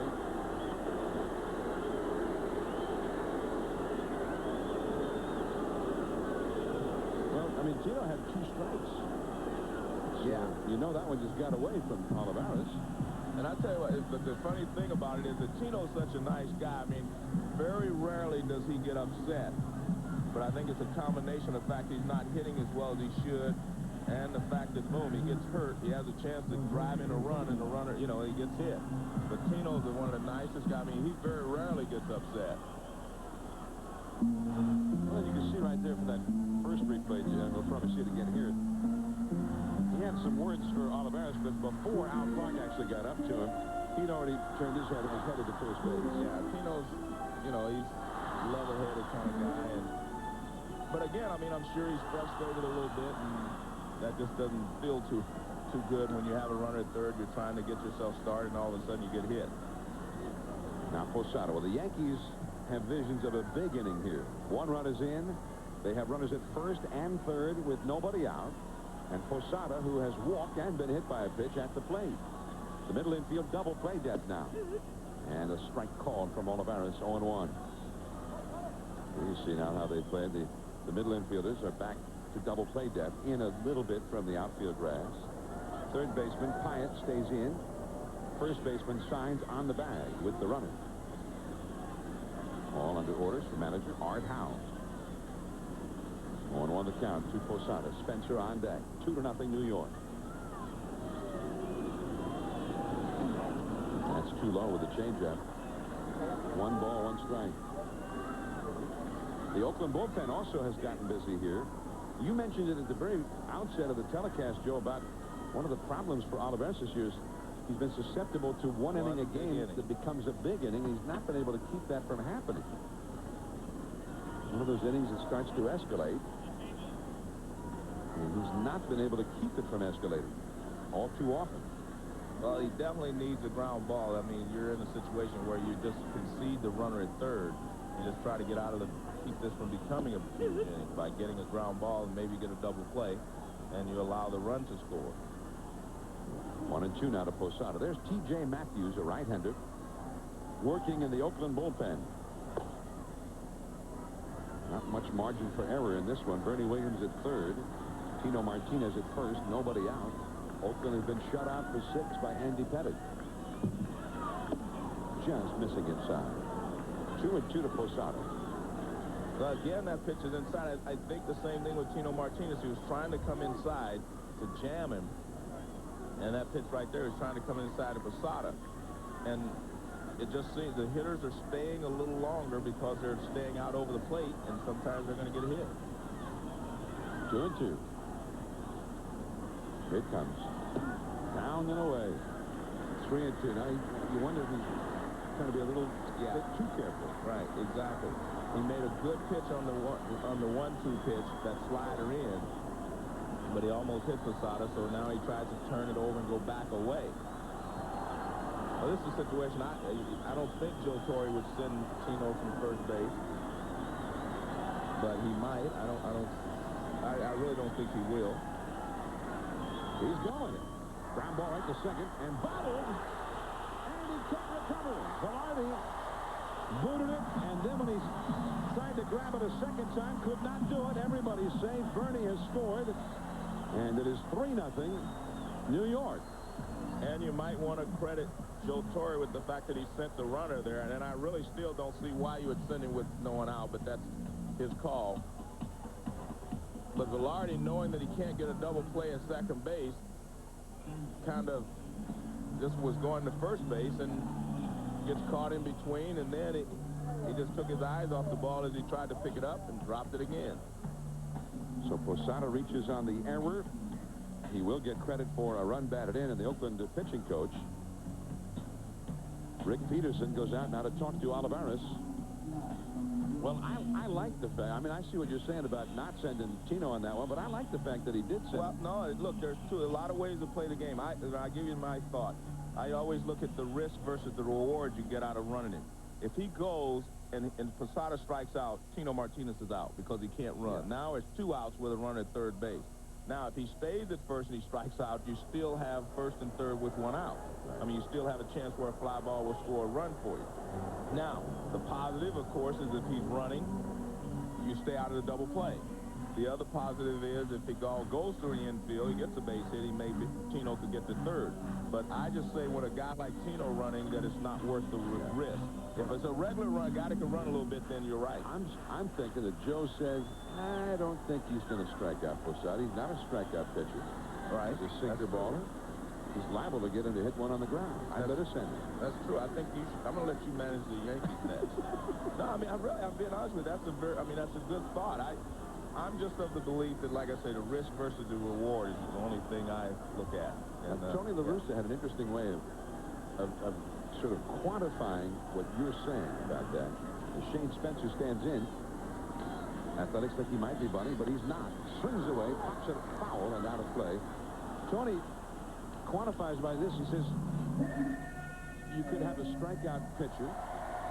You could have a strikeout hitter, a guy who tends to strike out. Yeah. And you could have a runner who is not very fast. Right. Because that's 3 things all against you. Right. No way do you send the guy in that circumstance. He says, but if he has 2 of those 3 things in his favor, that's when he likes to send the runner. And that's a good way of looking at it, and I think that's a manager's way of looking at it. See, the only thing I have to say is I know Posada can strike out. But and I know the other guys. I believe under Tony's way of quantifying it, the 3 steps, right, that 2 of those were against Torre. I agree. Well, Tony wouldn't have sent him. I'll just slow runner. Yeah, I tell you, he wouldn't have sent him. And a guy who strikes out at the plate. Yeah, well, he wouldn't have sent him. I just know that Tony wouldn't have. But that doesn't mean it's wrong, right? See, that's the whole point about baseball. There's always more than one way, to execute or to do something. And Torre knows Posada better than anybody, right? Whether he was liable to make contact with Olivares or not. Yeah. That's a ball down and away. Well, I guess then we look at the statistics, I guess. So what is Posada? I think 35 strikeouts and 150 at bats. So what is that? 1 every 5? Yeah, that's about every 1 every 4. Almost 25% of the time. Yeah. But I mean, again, it's just the way you want to look at it. Well, I guess I'll give you my point. I wouldn't have sent it. I'll get back to that point. I still go risk versus reward. Tony goes two out of the three things with or against you, which I think is great.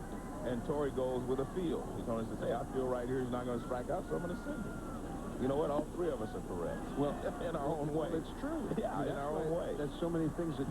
That's why baseball is a great game, being honest with you. Because there's always more than one way to get to your goal. I think that Torrey figured the one thing he had definitely in his favor is Olivares is not a strikeout pitcher. Right. And definitely against him is that Tino was slow. And although Posada, we know, strikes out a lot. Right. Torrey, he was on the fence about whether that was for him or against him, thinking that maybe he strikes out a lot, but not against this guy. Yeah, and a feel, like I say, he gets a, you know, as a manager, you get a feeling. You can say, hey, I feel like he's going to get a fast. There you go again. They're running again. Well, that is three. Thank you. Yeah, that's what it is. Triple play. Yeah, unassisted for Randy Velarde. Told you not to run those guys. Because what? He might hit into an unassisted triple play? The risk versus the reward. It's the risk versus the reward theory. Well, a hushed silence at Yankee Stadium. I think they're not even sure yet. Well, they just saw an unassisted triple play. Well, here's the risk that you take versus the reward that you're going to get. 1, 2, 3. He catches it for one. He tags out the oncoming Posada for two. Tags the bag to get Martinez for three.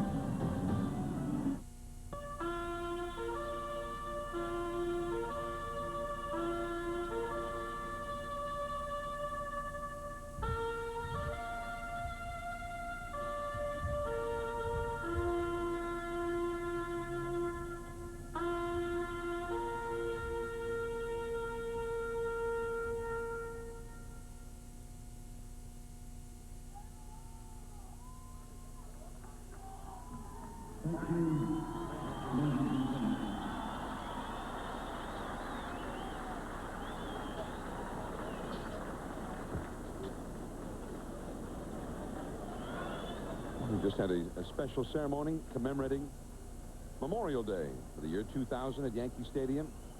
A very moving tribute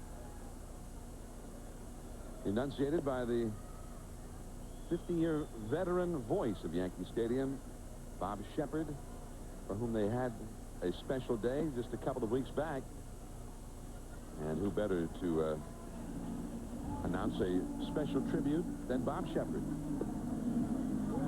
And prior to that, we saw something rather extraordinary. Only the 10th time that it has ever happened in a regular season game in the long history of Major League Baseball, an unassisted triple play.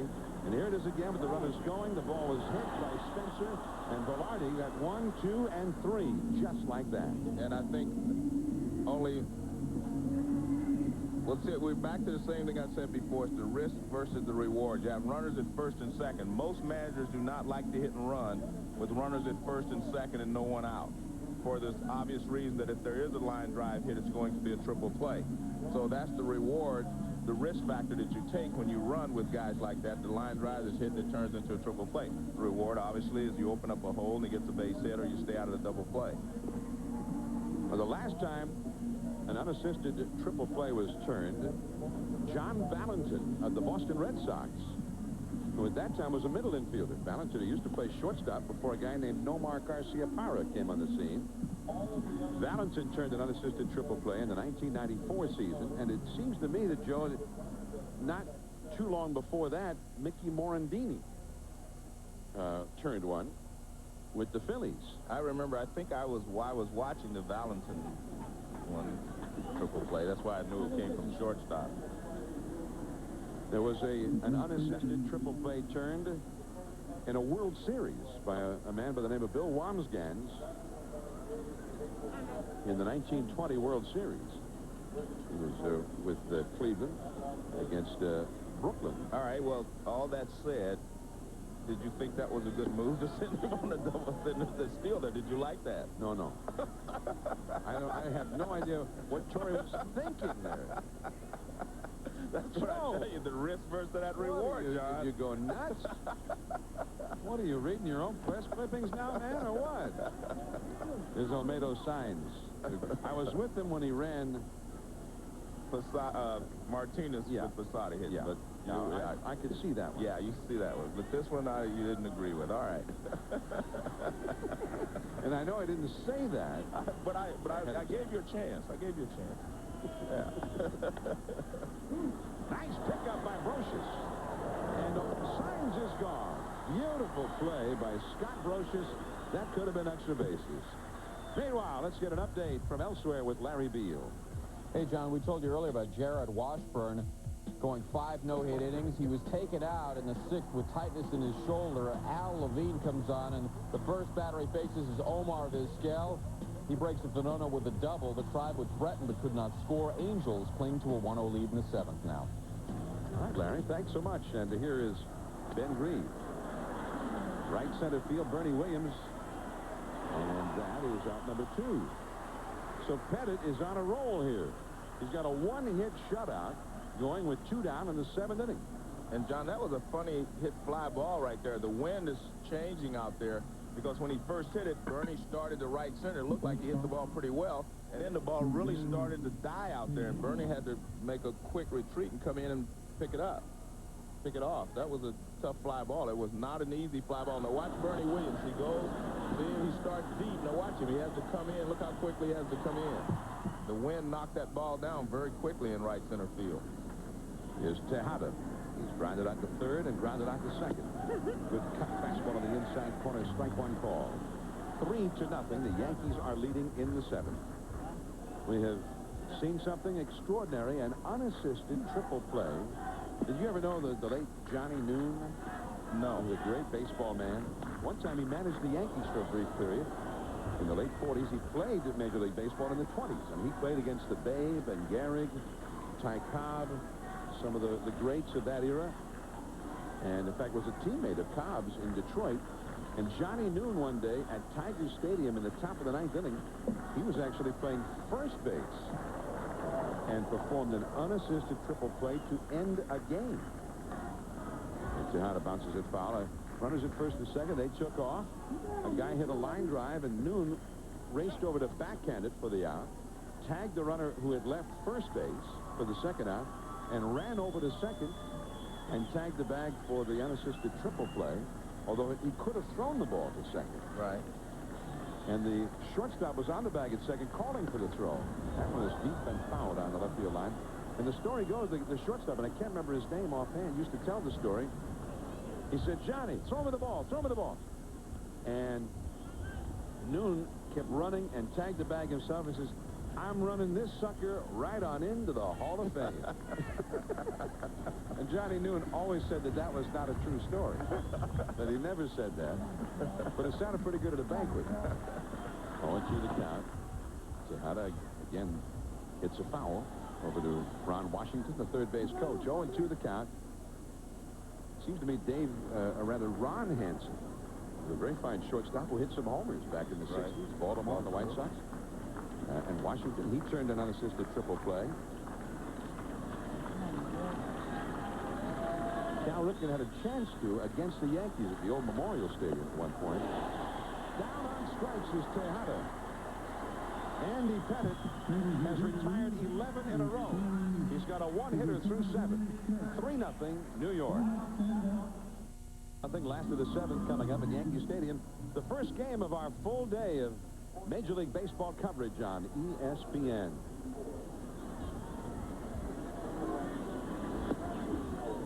There's a ball to Ricky Leday leading it off against Omar Olivares. 3-0. The Yanks ahead. The Yanks with only 4 hits against Omar.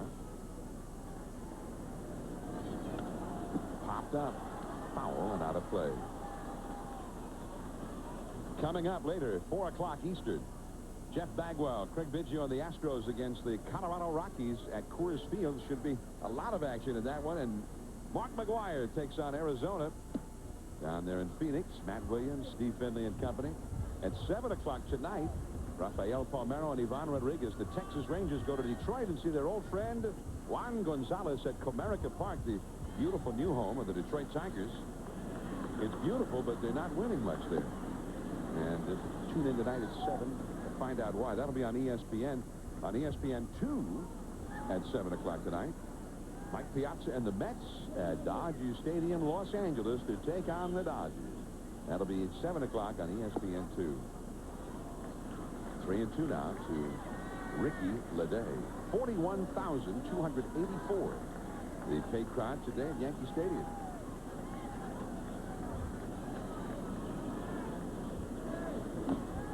Leday taps it foul. Yankees have been drawing pretty well here at home this year. Their average home crowd has been over 37,000. Closing in on 900,000 already. The home attendance. And of course, over the weekend here with the Red Sox in town, they did about 165,000 for 3 games.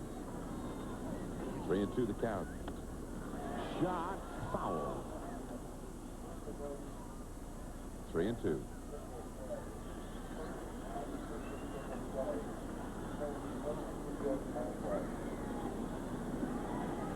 So we're just receiving word that in regards to unassisted triple plays, I mean, we know they're rare. It's only the 10th in history in a regular season game. And by the way, this is the 125th year of National League Baseball. For the American League, the 100th year. So we're talking about a lot of history for only 10 of those ever being turned.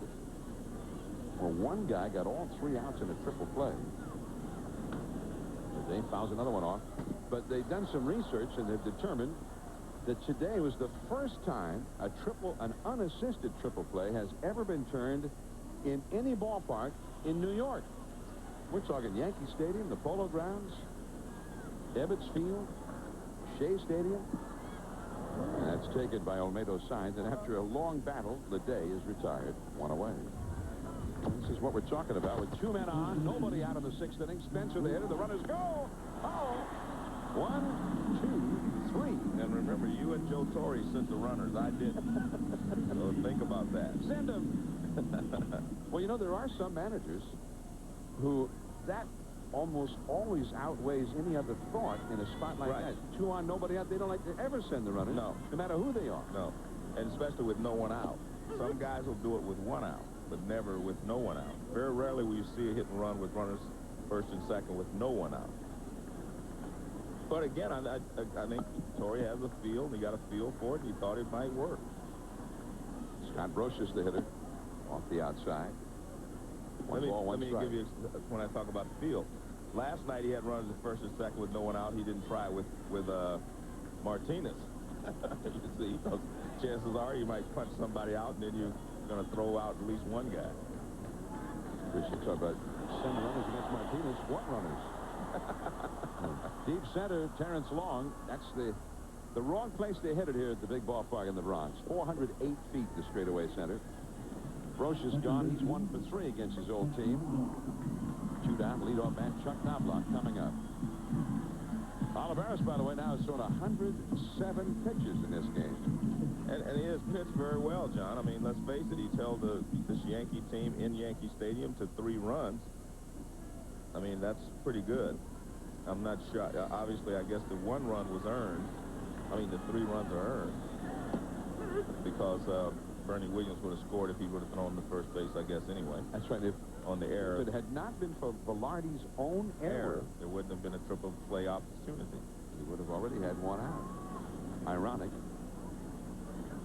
but true. It's like when Roger Clemens had that first 20 strikeout game in 1986 at Fenway Park against Seattle. One of the reasons he got the 20 to set the record is because somebody dropped the pop-up in foul territory at first base. The second, Velarde.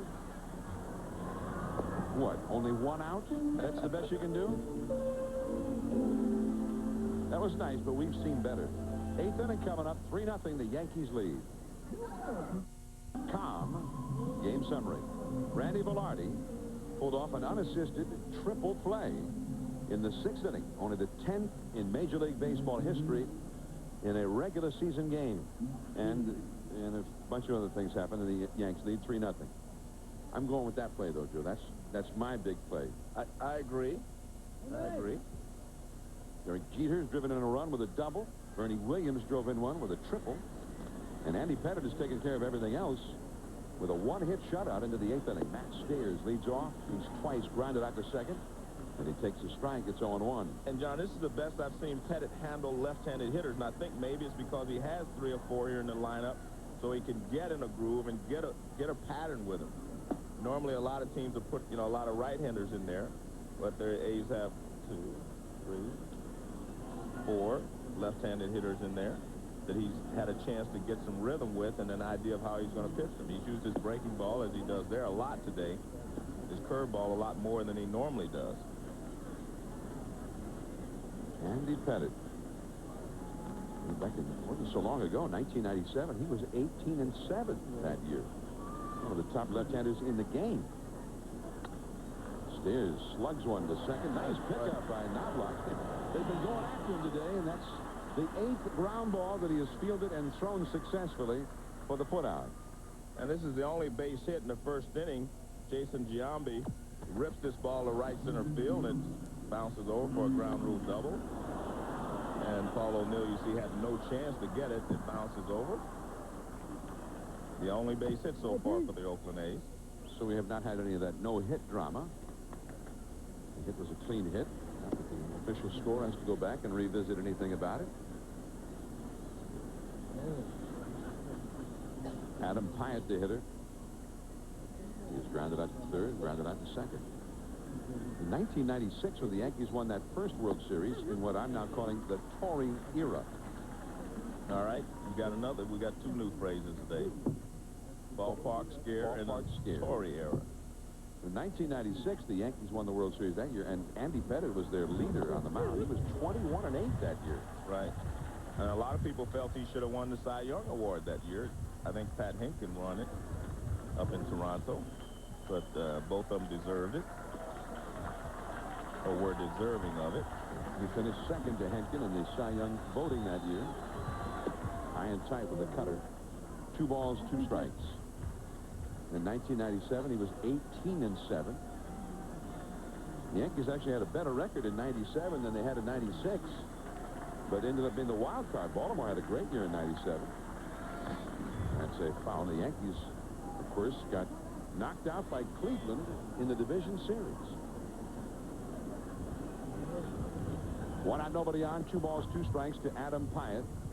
Joe Torre, his ball club, has won 3 World Series in the 4 years that he's been the manager here.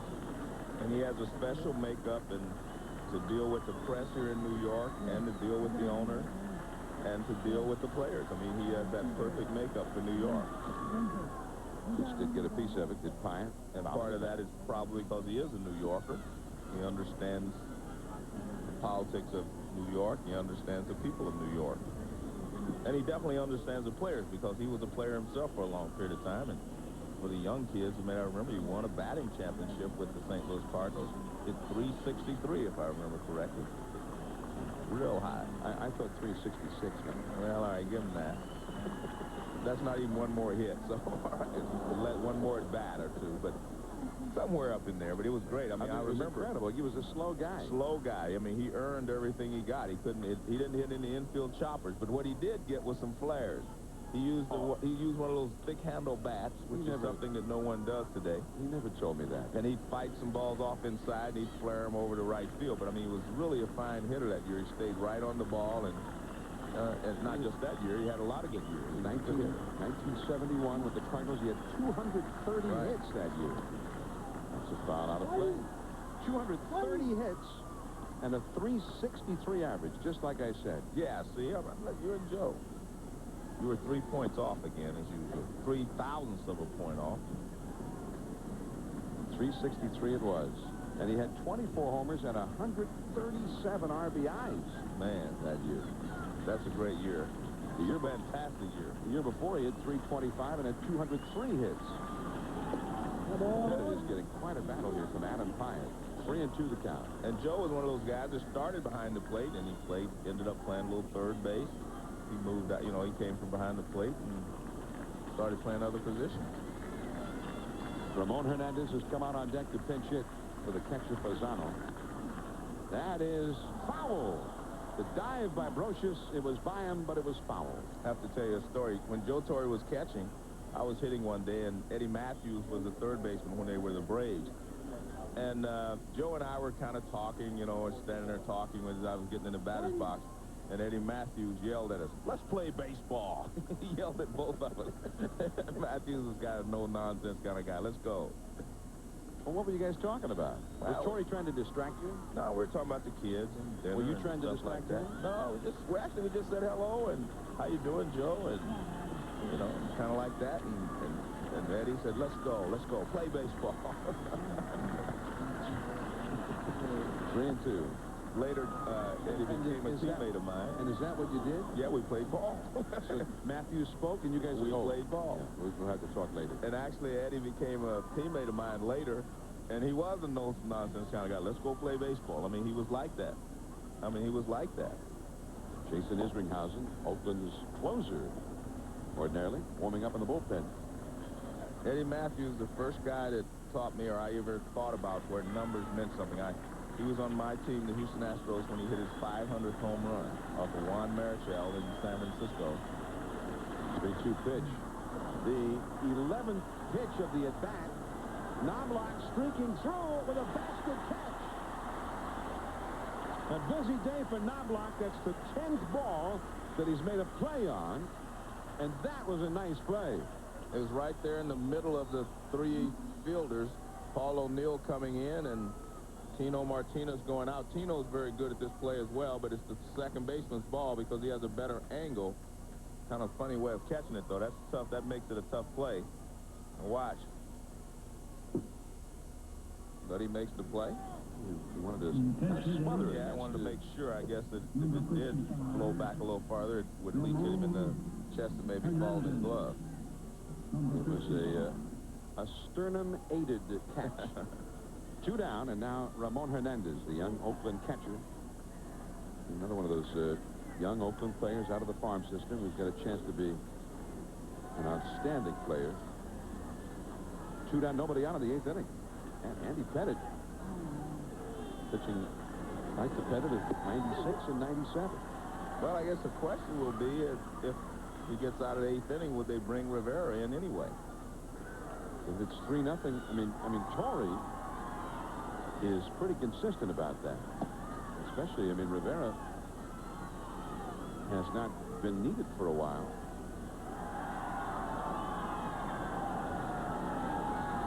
I think he did finish up the ball game here Saturday. We weren't here, but I believe, even though it was 8-3, he pitched just to stay in practice. 2-1 the count. But there's Rivera. He's getting up already, Joe. Yeah. Well, I guess that answers our question, doesn't it? 2-1 the count to Ramon Hernandez. 242 average, 5 homers, 18 batted in. This will be the 101st pitch thrown by Pettit. Past Pettit. Tough throw here for Knobloch. Right there. Nice play. That's the 9th ground ball fielded by Knobloch, and he has thrown out the runner all 9 times. It's been a busy day for Knobloch. Jeter coming up. Last of the 8th. 3-0 Yankees. Miller and Joe Morgan with you at Yankee Stadium, New York. There's something has happened for the first time in Yankee Stadium history. Called strike to Derek Jeter. An unassisted triple play turned here today by Oakland's Randy Velarde. Ramon Hernandez stays on to do the catching. Jeter, a little tap foul up the first base side. Now, Jeter kind of took a swipe at that ball while it was still moving, and I think he's lucky that he did not hit it, Joe. I mean, that ball is not really foul until it hits something else. And, I mean, it could roll back fair and be a fair ball. Don't touch it a second time, Derek. I'm telling you. Especially when you're out of the box like that. No. Well, you see the catcher stop. Well, the catcher can let it roll. Yeah, but yeah, and maybe if Jeter hits it, the umpire could officially call him out, I guess. I mean, could he from New York? Well, probably not Derek Jeter. Maybe someone else. Jeter is 1 for 3. He drove in the first run of the game.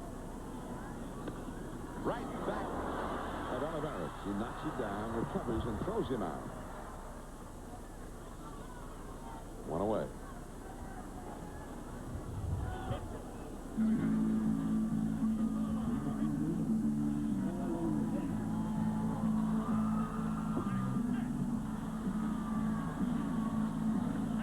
One gone, Paul O'Neill.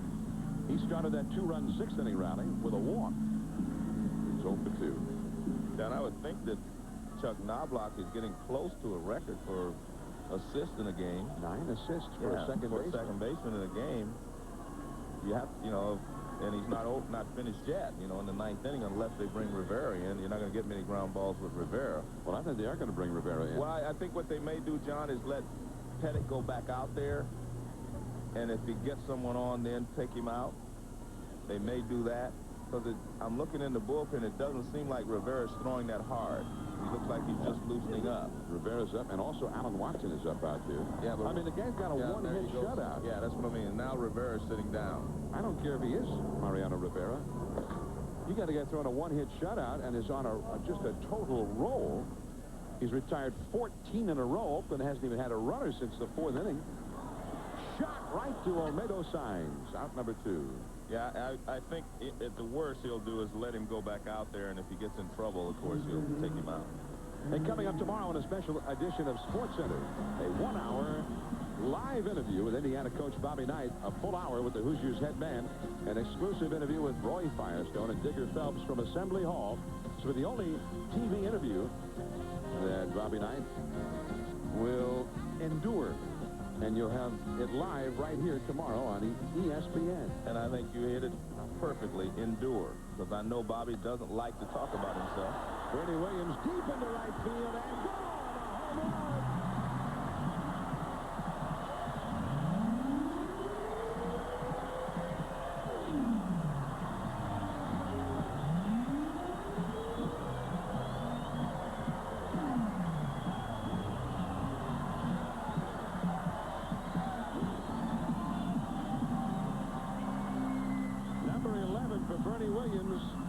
He had a triple in the 6th inning. Now a homer in the 8th inning. 2 RBIs. 4-0 New York. Fastball up, and both of the balls that he's hit hard have been that fastball up. And this one, the park can't hold it. He had one in the right center field his last time up off a high fastball, and he gets another fastball up, and he drills it out of here. Now, that was more of a line drive. I wondered at first if that was just going to be a ballpark scare, but no, it was a big fly. Tino Martinez rips a base into right field. So Tino gets his first hit of the day, although he was robbed back in the 4th inning on a spectacular catch diving toward the center field wall by Terrence Long. John, we just found out that the assist record for a second baseman, the most assists in a ball game, is 12. So Knobloch has 9. He'd have to get all 3 outs in the 9th. And one of the guys that holds that record is our own Harold Reynolds. Harold Reynolds had 12 assists in a ball game. It was a busy night for Harold. Yeah. Now Harold won Gold Gloves. Now he didn't just wait for assists. Yeah. I mean, he had a lot of range out Yeah, there. he'd go get them. But then again, maybe it's like Chuck. They're testing Harold that day, too. You mean maybe it was he had a reputation as not being that good? Yeah, maybe they were just testing Harold. Let's see, Harold, if you can make all these plays, you know. And he made them.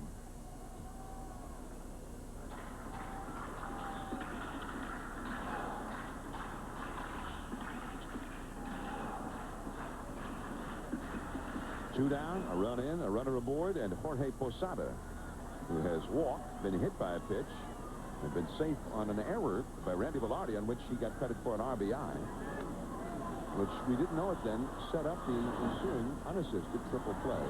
This time a pop-up caught by the third baseman, fired and fouled round. Now the 9th inning, the top of the order. Long, Velarde, and Giambi. Oakland down 4-0. 2000, the start of a great day of baseball coverage on ESPN and ESPN2.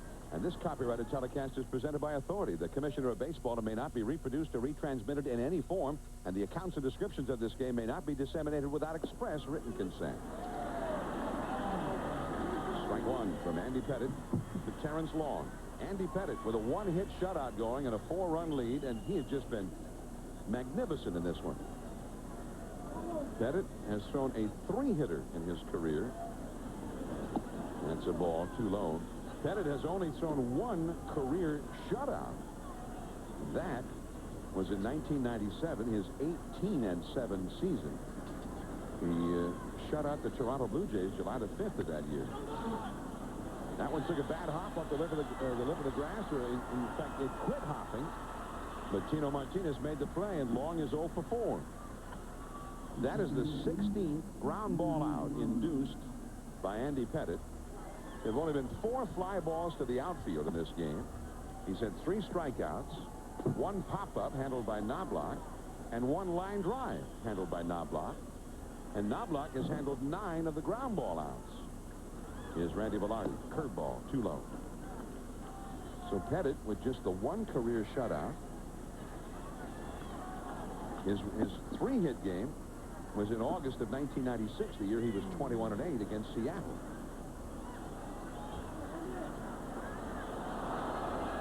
You see what he's done here today. The 1 hit was a 2-out double by Giambi in the 1st inning.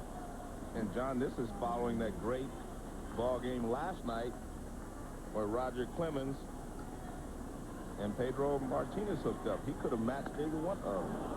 That's out into Death Valley, the deepest part of the ballpark. A long run for Leday. That one is gone. A home run into the Yankee bullpen. Randy Velarde, the former Yankee, breaks up the shutout against his old team. On the day that Velarde turns an unassisted triple play, he then breaks up the shutout with a homer, and that's a long one to the right of the 399 marker out there in very deep left center. Well, I tell you what, the ball is still carrying very well, because as soon as he hit it, Bernie Williams didn't even run. I mean, he knew it was gone, and that's over the 399 mark. I mean, that's a long way. It's a breaking ball, and not a bad pitch, just good hitting there by Velarde, and he just lines it over the 399 mark. Now Giambi, and he takes high for a ball. And what you have to do now, if you're Pettitte, is really regroup and, you know, think about the shutout's gone, but I have to finish up this ball game. I want a complete game. Plus, Giambi. Tino's got it from his knees. Pettitte covering in time. Brilliant play by Tino Martinez.